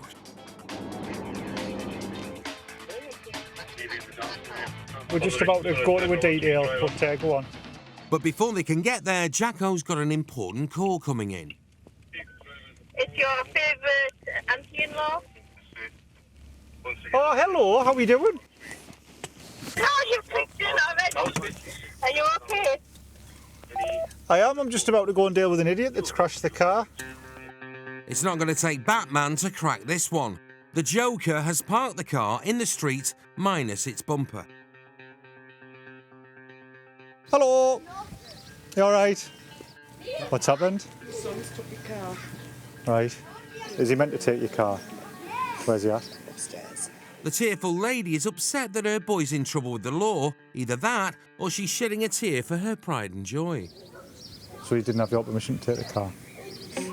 Sure. The report said that there were passengers in the car. We've got information to say that you were in the car with him? I was in the... No. Potentially? No. Mum's adamant she wasn't one of them. Mike 3-4. Did you have a drink or anything? Can you just give us the exact information, re this hit and run up? Get down here. Now. There's no mention of any other persons that I can see being in there. Said the car's parked in the owner's drive and doesn't have any other mention of anyone else in that vehicle at the time. Lovely. I've obviously got my wires crossed. I think my colleagues in the process are locking him up. According to the control room info, the crash was all his own work. Sorry about that, darling. It was misinformation. But Bully still believes otherwise. Apparently there's 3 of us in the car. 3? 3 of his mates. Where are they at? They took off. Because he didn't have permission to drive the car, the woman's son's arrested for taking the vehicle without consent, or TWOC, and he's going to be breathalyzed. Well, maybe I'll do a roadside breath test with. Give them the 3 names, apparently 2. The thought of getting locked up is enough to make the whole family weep. That's it. Keep blowing, keep blowing, keep blowing, keep blowing, keep blowing. Stop. You can keep hold of that. Fail. Right, because of that, you're further under arrest on suspicion of providing a positive breath test. So if you just sit tight for now, fella, I'll come back and speak to you in a second, all right? Jacko's had a tip-off. He's heard that a couple of the lad's mates who were in the car are in a house across the road. How are you doing with you two in that car? Yeah. You both locked up on suspicion of aggravated vehicle taking. The boys are in big trouble from the law and their mum. How many friends you do not mention when questioned? Something you say line in court. Anything you do say in license. You told us you passed his test, he's one paper. This is the second time. The lad's being arrested too. It's a crying shame. Have either of you two been in trouble before? No, never. It may be a case that he just gets locked up, but if that's what he's told you, we can get a statement from you. He said his mum let him drive his car. He told us that his mum paid for his So what happened after he crashed? We tried to climb out. I got out. I said, what have you done? I says, what have you done? Then he said, you told us you passed your test. Started saying his mum's going to kill him. He says his mum's going to kill him. I take it you'll be prepared to give statements rather than get locked up. Give it straight away. The boys are prepared to hold the driver responsible rather than face charges. Jacko just needs to be sure he's doing the right thing with Bully. Go on, mate. Yeah, we've got 2 potential superstar witnesses here. These 2 seem pretty genuine. If he's going to take it on the chin, then champion, but if he's going to drag his mates into it, then we'll lock them up as well. But they seem quite genuine. I'll get back to you in a second. Cheers. Right, fella, the other 2 over there, did you tell them that you had permission to take the car and that you had a full licence, etc.? Because they're saying that you did. I just said, let's go in the car. Right, did you give them any reason to think that you didn't have a licence? No. Nothing. They were asking if I can drive and I went, yeah, I've had a few lessons. Right. Yeah, I've had 5 2-hour lessons. Right. Oh. With all of 10 hours driving experience, the Lewis Hamilton wannabe thought he was ready to race around his estate. Just jump out for us, fella. I'm going to sit in the back of this van here. This guy's going to take you down to the police station. When his alcohol level was retested down at the station, the young driver was found to be under the legal limit and wasn't charged with drink driving.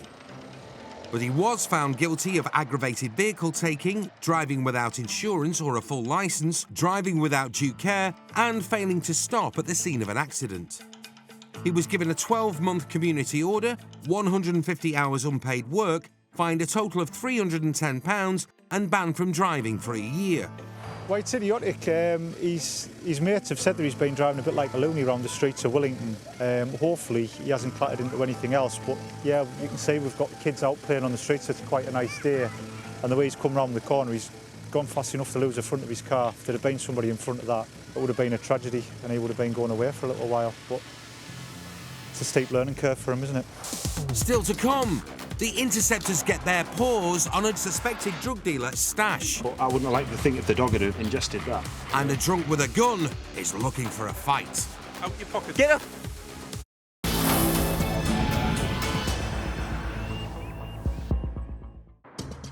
Official figures show that armed police are more likely to be called out in Cleveland and Durham than almost any other similar-sized force area in the country.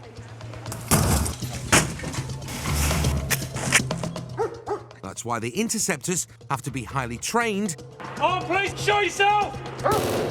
highly equipped, and highly motivated. Nick Prest has been a copper for 17 years. He's firearms trained, and like his hero Iron Man, he's big, bad news for bad guys, and armed with a 5 Series Beamer, he can fly.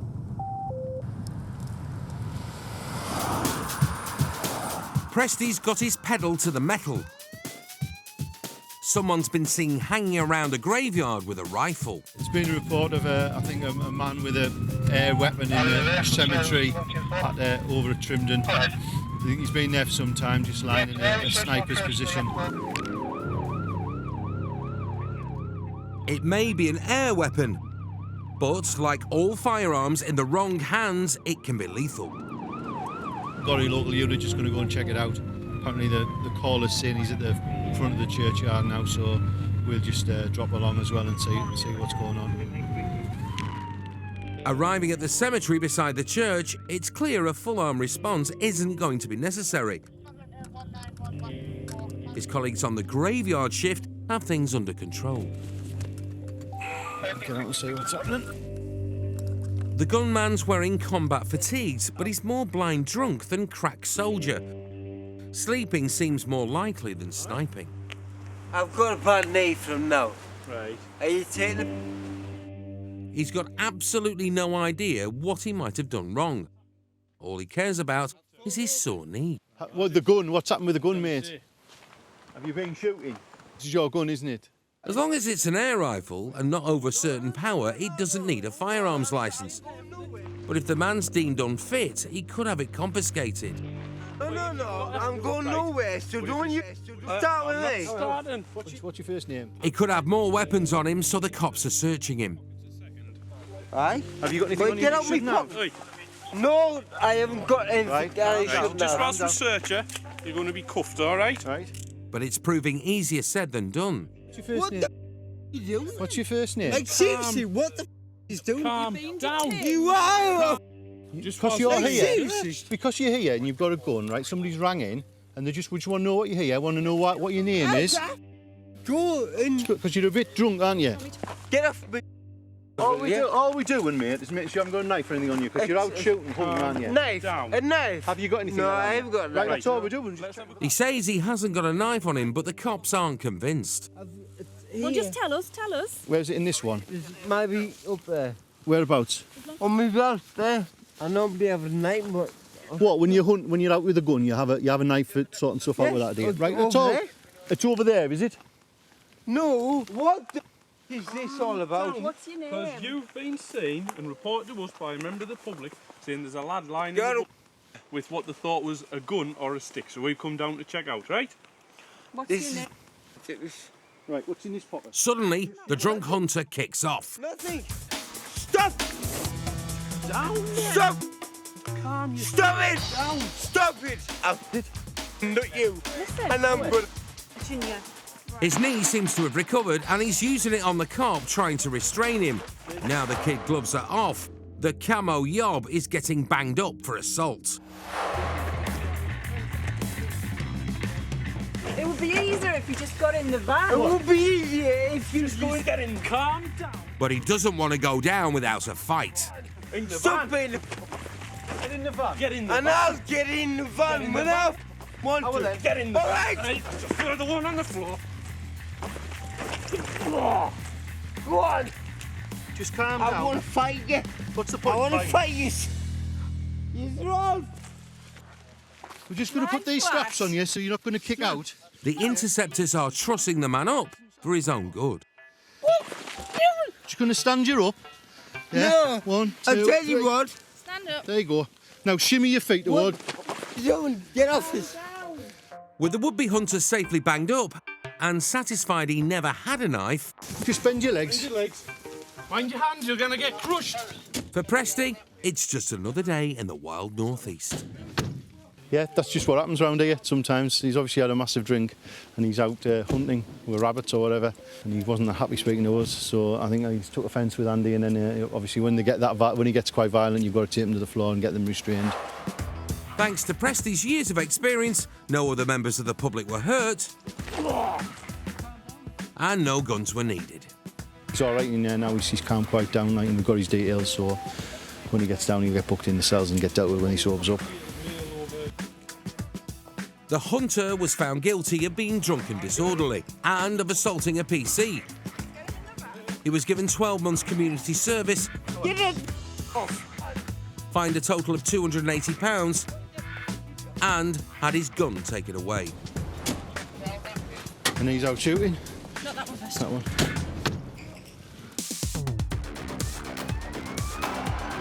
Some police chases end with no one being caught, but it's a safe bet the bad guy will get a knock on the door shortly afterwards, and not from the Avon lady. Last night, a driver took off and disappeared. So this morning, Interceptor Lee Benson is going round the house of the person they think did the runner. Some information from a couple of local residents who've identified this male as possibly been using this vehicle. Lee's been a copper now for 13 years. He claims that if he had all the money in the world, he'd use it to buy the house next door to Kylie Minogue so they can be good neighbours. In this age of CCTV and high-speed mobile internet, it's harder than ever to avoid the long arm of the law. We can get all the information, addresses, etc., and images and photos, so it makes ID pretty easy, a lot simpler. It was the ARV that they made off from initially yesterday, so I've just come down to assist with them. That's probably the latest up-to-date photo of him. It's the last one in custody. Resplendent in his shades, Sergeant John Stockeld arrives in the ARV, the Armed Response Vehicle. Do you know what he looks like? Yeah, I'll follow you around. As the Sarge goes round the front of the property, Lee is checking out the back. He thought he saw someone leaving through the garden, but it can't have been the suspect. He's inside the house, already being questioned by the ARV crew. There's a key to your back door as well? Yeah, I'm sleeping in the door, mate. I've not partner's got a front door key. Is anybody else in the house? No, there's no one else in here. Steve, we're going to be carrying out searching the premises under section 32 of PACE. Okay. I'll give you the form on the table. Yeah. Is anything in the house? There shouldn't be here. No. There shouldn't be here. As he's the suspect in a fail to stop, the cops are searching him and his house. The Interceptors are looking for any evidence to tie the man to the car that scarpered from them last night. Just do us a favour. Put your hands out like that. Before they rummage around, the man's being arrested and cuffed. John's clock there's a big dog outside. No dogs in the house, Steve, It's outside, isn't it? It's outside. So when we leave the house, is that dog all right to stay there? That dog's all right there, yeah, mate. Being a dog owner himself, John's concerned about its welfare while the owner's away. Has it been fed and watered? Can I just get some water? Yeah. Yeah, I'll put the water out for the dog. Yeah. So just a boxer, isn't it? Yeah, boxer, yeah. Yeah, it'll be fine. Satisfied the boxer will be okay, the suspect is taking down the nick, while Lee and the Sarge get on with the search. We're just looking for anything in relation to the vehicle, any ownership, logbooks, car keys, MOTs, anything that'll point out that we're using the vehicle. Lee spied something, but it's not car-related. Just evidence of cannabis use. It's just a bud, isn't it? Yes. More bags. These obviously indicate possibility of dealing. Driving offences are quickly becoming the least of the man's problems. Small little drip seal bags. A box full of them might indicate possibly dealing. We'll have a look around, see if we can find anything else. The drugs are possibly why the man didn't stop last night, and a very good reason to carry on the search. Unfortunately, the Sarge is a bit quick on the draw. Can't get the build quality these days, can you? Before he does any more damage, John goes and checks on the boxer. He's more of an animal kind of guy. Look at that, call of the wild. Call of the wild, come on, son. Back inside, Lee's found something abandoned in the oven. Some of that for your tea. It's a bit of a dog's dinner. Lee wasn't the only one who saw a man leaving out the back when they first arrived. John did too. When we turned up with the property, the arm response lads went to the front of the premises and I went to the rear and I saw the same lad and he came out and he went towards this little shed here and what I think is the dog kennel. And when you turned up, Lee, I thought he was going over the fences. I thought we'd spoken to him a bit earlier. So worth a look then. John's getting that sixth sense twitch about the dog kennel. Here's the dogs. And in the corner there, it's cannabis. It's a doggy bag of cannabis. Fortunately, if it had been a big ferocious dog, that might put quite a lot of bobbies off. We've built up a bit of a rapport, and the dog seems to quite like us, and he's letting in there. But I wouldn't like to think if the dog had have ingested that. Yeah. Then we'd have been looking at animal cruelty as well. Come on, you. Obviously, the place turned up and thought, quick, I'll go and hide it in the. I'll go and hide it at the kennel, thinking that we're not really going to look in here. When he finds out how unscary his guard dog was, the man was going to be one sick puppy. Good lad. The one for you, son. I wouldn't have looked in there. Yeah, I've got a dog as well, isn't it? Normally, it works in your favour. And the smell of your boots. John calls in the good news. Yeah, just to add further to that, we found another bag of grain in the dog kennel and a load of dealers' bags, so there's probably going to be a further arrest in it as well. So just sit tight, we're nearly done here. The Interceptors have bagged over £400 worth of cannabis. The job's a good one. Yeah, the dog was quite friendly, which I'm pretty glad of. Yeah, if we'd had a vicious dog, I don't think we'd have been going in there too quickly. Yeah, it's probably at half the bag before we've arrived. It's probably why it's been quite mellow. The suspect was pretty mellow too. He was quite calm, and for somebody had that amount of cannabis in the house, he wasn't kicking more of a stink up. He was just happy for us to come along with us. I think to try and get us out of the house as quickly as possible. There was no evidence to tie the laid-back suspect to the driving offences from the previous night. He was done for the possession of cannabis and was given an 18-month community order, ordered to do 200 hours unpaid work and pay £100 in fines and charges. In 2013, for the first time, the number of licensed drivers aged over 70 reached 4 million. However, for many people, there comes a point where they're no longer able to drive safely, and it's time to hang up the car keys once and for all.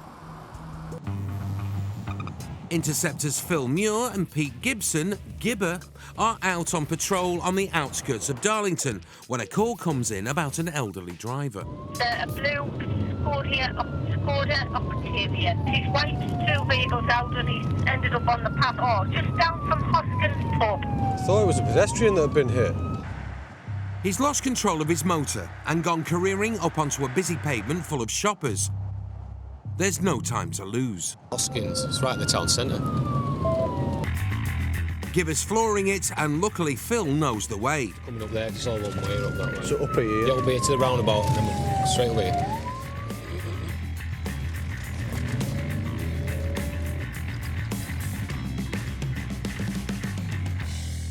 When they arrive, they find the stricken car beached on the pavement, wedged improbably between the shops and a signpost. Hi, mate, all right. Phil and Gibber are quickly brought up to speed. He's reversed into here. He's gone into the back of that car. He's then gone forwards. Yeah. Lost it.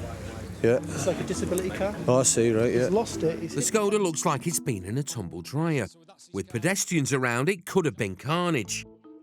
Miraculously, no one was hit by the out-of-control car, and the driver seems to be okay. He's hit the back of that Ford Ranger there. Yeah. And he's gone up onto the curb here. Right. And driven the full length of this curb. All right, I'm with you. To the point where people are coming out of shops and then diving back in. Right. The town centre CCTV shows how the driver lost control of his car and hurtled dangerously up on the pavement. Somehow, he didn't hit a soul. Thankfully, it is a damage-only accident. It's through good fortune more than anything else that nobody has been injured. It is quite serious. The cops need to get to the bottom of why it happened. I was trying to do the conventional reverse into the parking space. As I'm doing that lock, the car then starts to go up onto the pavement. Okay. It's driver error, a mistake that any of us could make as we get older. Can you see out this or not? Not really. No. Now it's down to Gibber to undo the mess. Right, left hand down a little bit. Absolutely fine at this side, right? Absolutely fine. They never covered this in advanced driver training. Good driving, that. I bet you wouldn't like to do that again, would you?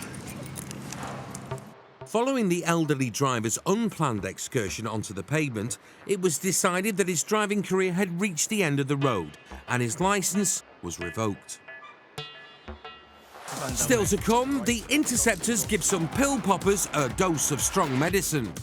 When I said honesty is the best policy, yeah, what are all those tablets in your pocket?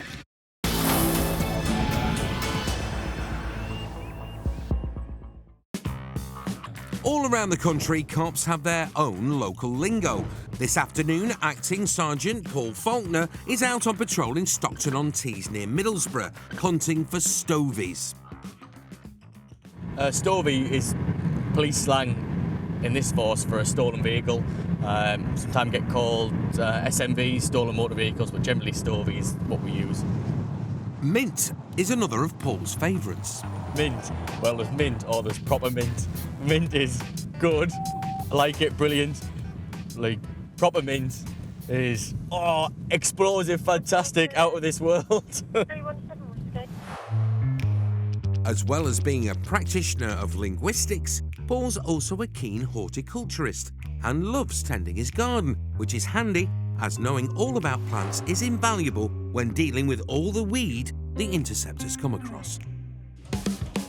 A call's come into the control room from a member of the public about an old Fiesta that's ragging around a nearby estate. Checking Tango 417 Mike Hotel November to before Fiesta Finesse in red. Insurance details not held. MOT expired in August of last year. It's notified off-road also. For some reason, it thinks that they haven't got insurance. A tatty-looking a red Fiesta. Paul puts the hammer down to intercept.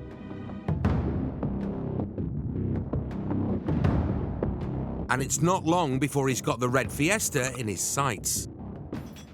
There's little chance an interceptor will lose his prey, but just in case, Paul dials up reinforcements. Coming up to Haviland Road, we've just come across this Fiesta which has come out.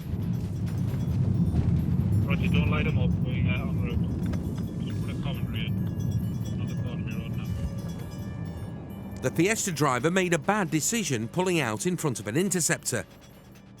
Now he's made another, he's heading down a cul-de-sac. Looks like he's going to be pulling up with his own accord, coming to a dead end. With three young-looking lads in the car, Paul's concern is he's still on his own and they might be budding Usain Bolts. Good man, let's set that off first. Are we doing all right? But these guys aren't in any shape to go running. Hands on the dashboards, lads, hands on the dashboards. Any hands go anywhere else, people are going to be getting dragged out this car, all right? I can smell cannabis in this car, so you're all going to be searched, lads, all right? Is anybody going to drugs on them? Yes? No? Are you sure? Sure? Right, lads. You've got a driving licence? No, man. Insurance? No. Uh-oh. Uh-oh is the word for it. No licence and no insurance, and a car stinking of weed. Provisional? No. No? Nothing at all? You only got a licence? Even his mate's unimpressed. Right, because of that, I am going to caution you. The other interceptors have arrived. They're going to help Paul search the Fiesta. Your van's out, mate. All right, you can put these on so you don't try and hide anything. Oh. You got anything else on you shouldn't have? No, not all. Carrying out. But Paul's found something. Right. When I said honesty is the best policy, yeah, What are all those tablets in your pocket? That put me to sleep on the night. Are they? Right. What was just a routine driving offence has turned into a proper drug stop. Proper mint lake. Got a quantity of cash on him. I think probably maybe in the region of about 300 quid. In mainly £5 notes, so ideal deal amount. In his pocket is a large amount of tablets. A few of them are in a deal style bag, cling film, tightly wrapped up. So he's obviously going to be coming in anyway. Doesn't look like we found any cannabis yet. Really evident as we pulled up, you could smell it. The pill popper is only 17 and claims the pills are to help him sleep, but he must be some kind of insomniac with this amount. And there's a knife in the door of the car. Quite rusty, it's quite old.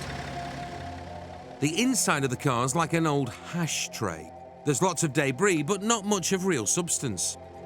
A segment of cannabis from little cannabis buds. However, it seems like they've tried to secrete it in the sides of the vehicle. It all fell out with the packaging. There's not a great deal, but there's enough for us to question them about it. The pills will be examined forensically. At this stage, Paul reckons they're a controlled drug, so all three of the lads are being arrested. So as well as the Class A offence, there's the offence of having driving otherwise in accordance with the licence and without insurance as well. Okay.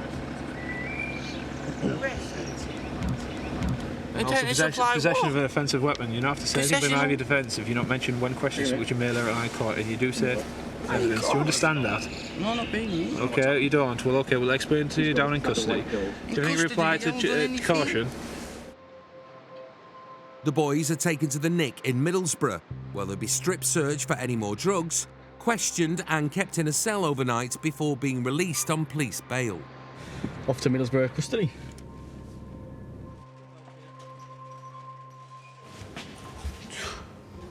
Alright. Fashion. It's alright, you're not going out on the town. My God.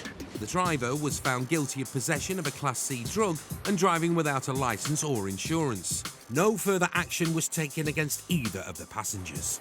Not a bad little result, to be fair. Nice little tip off from a member of the public. Good community action, ringing the police, have confidence in us to deal with the incident. We've got on it and got 3 bodies out of it, so top result for the shift.